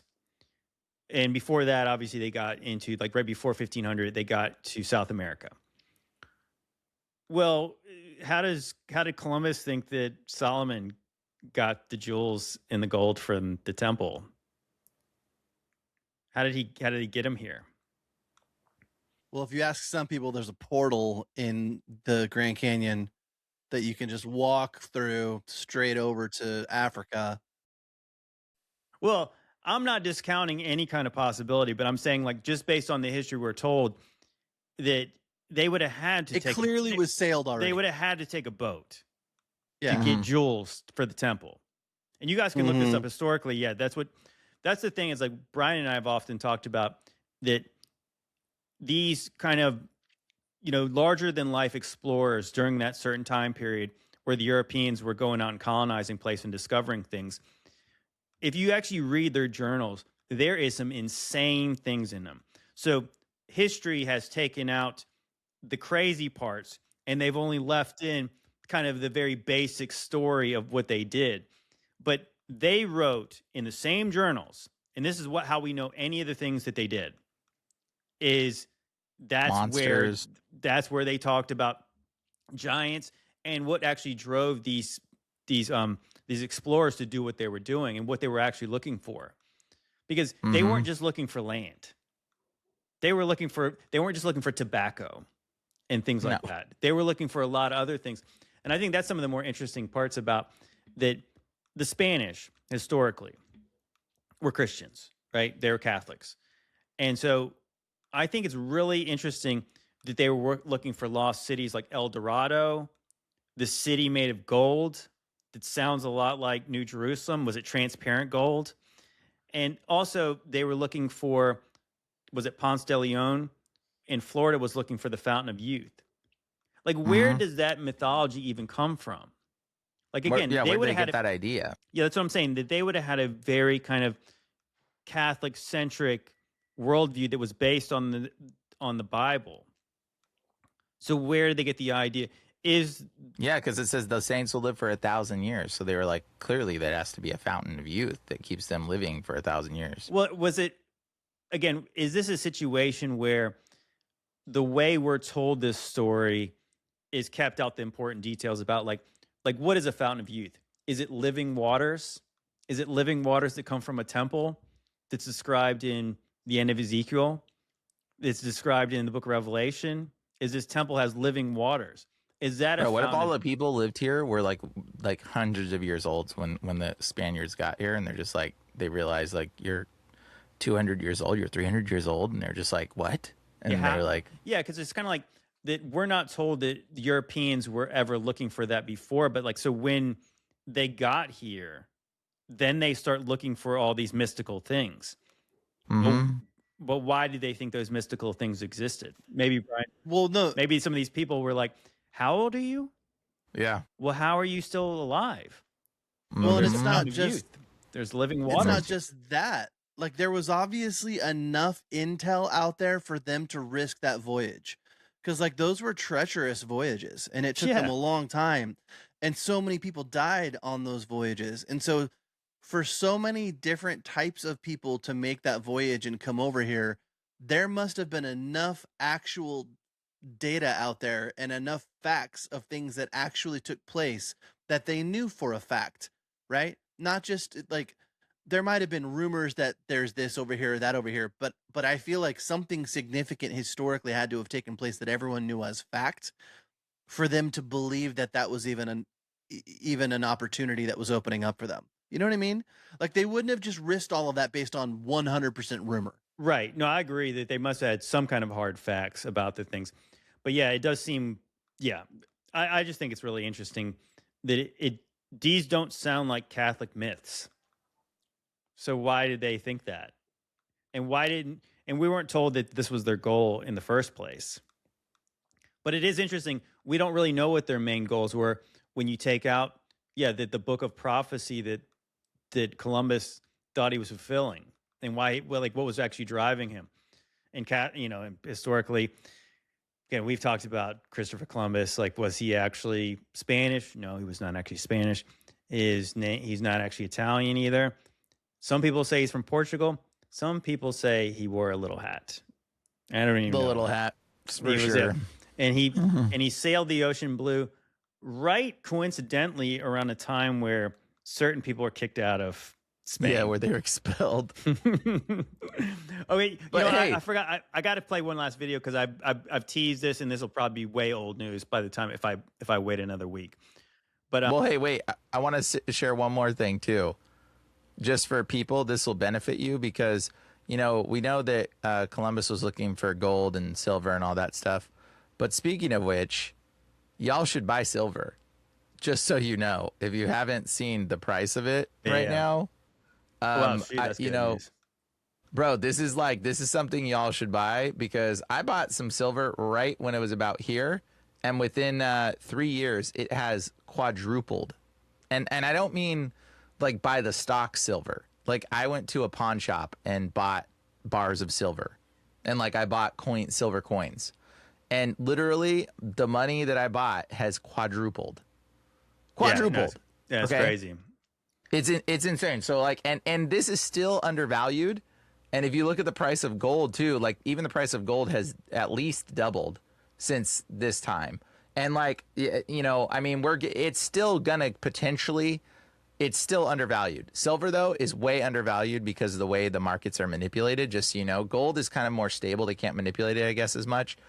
From one of my friends was explaining some of this stuff, but this is not as manipulatable. But silver has been manipulated to be undervalued, and even now, right now, it's still undervalued. So even at the price that it's at, it's still potentially.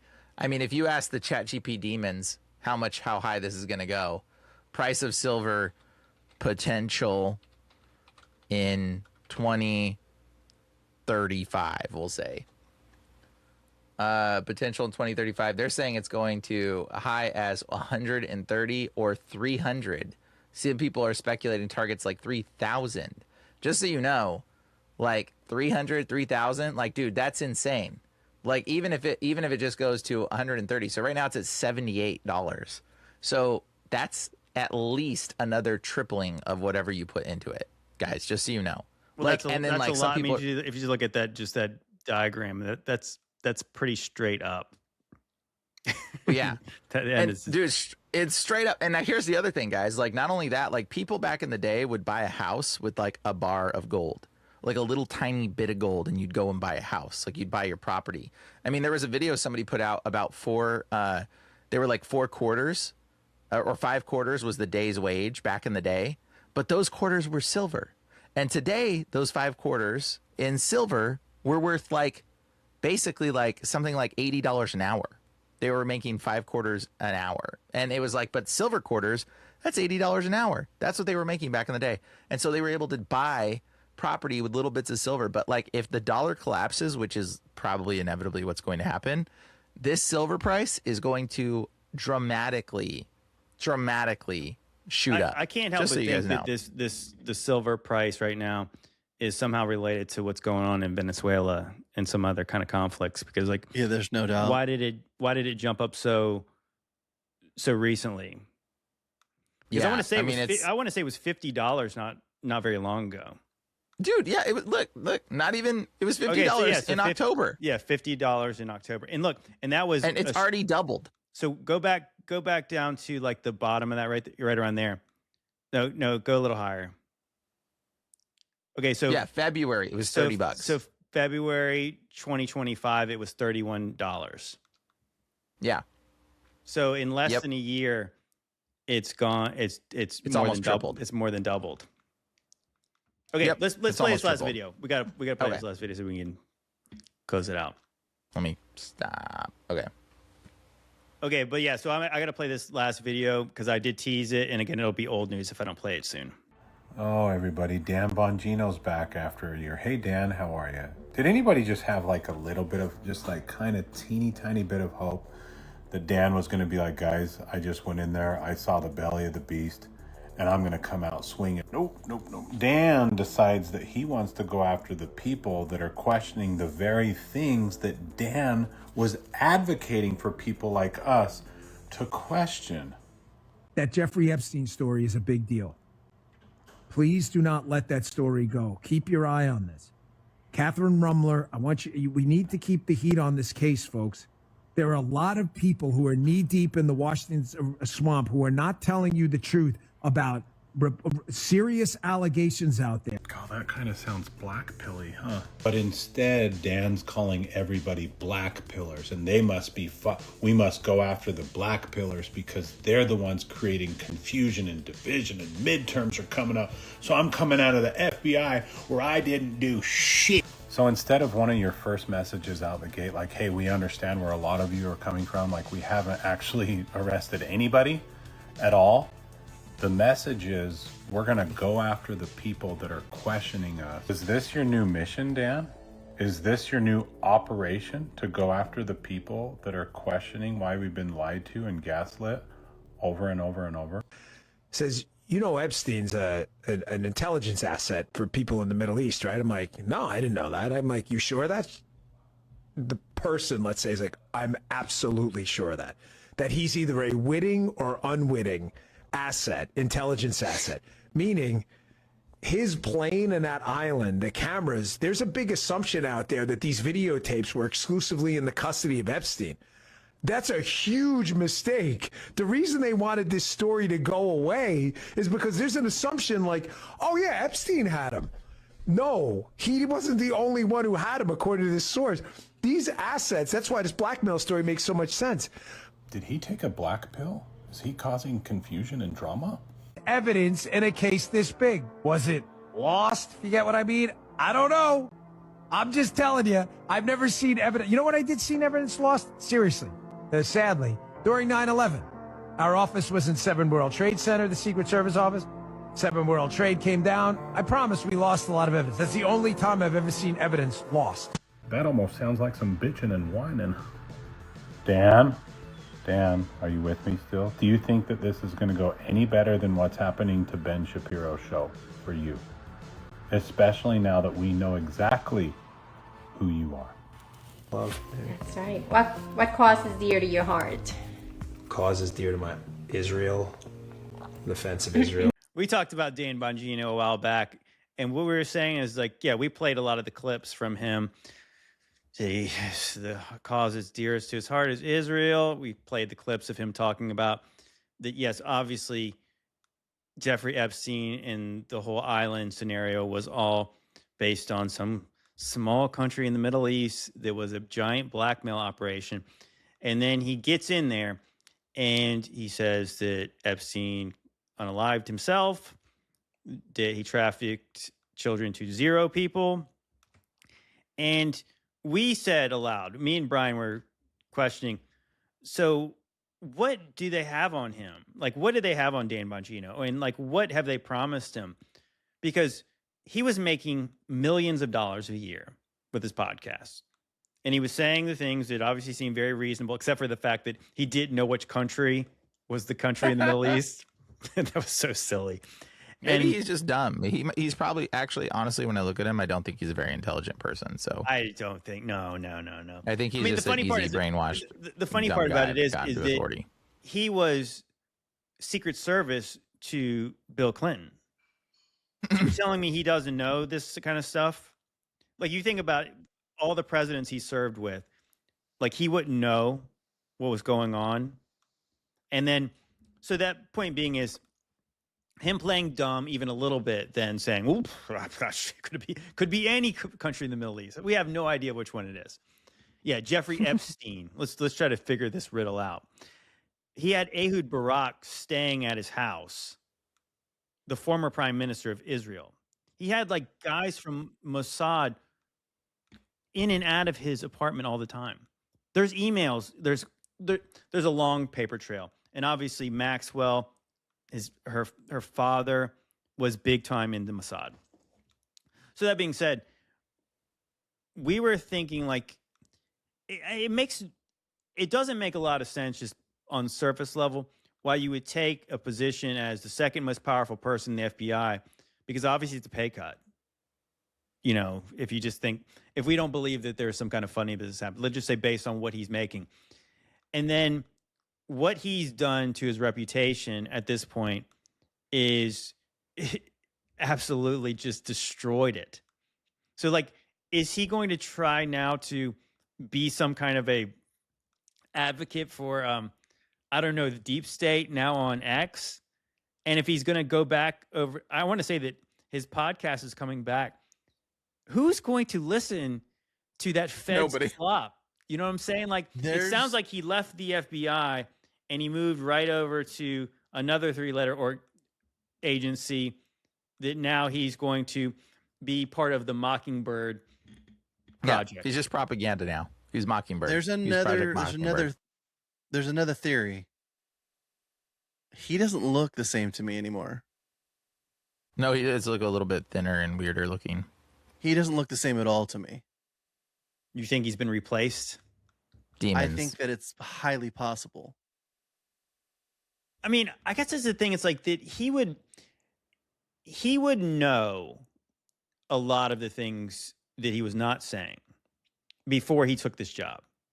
That's the thing. That's the thing that it really does feel like this must have been a Faustian bargain that he made a long time ago.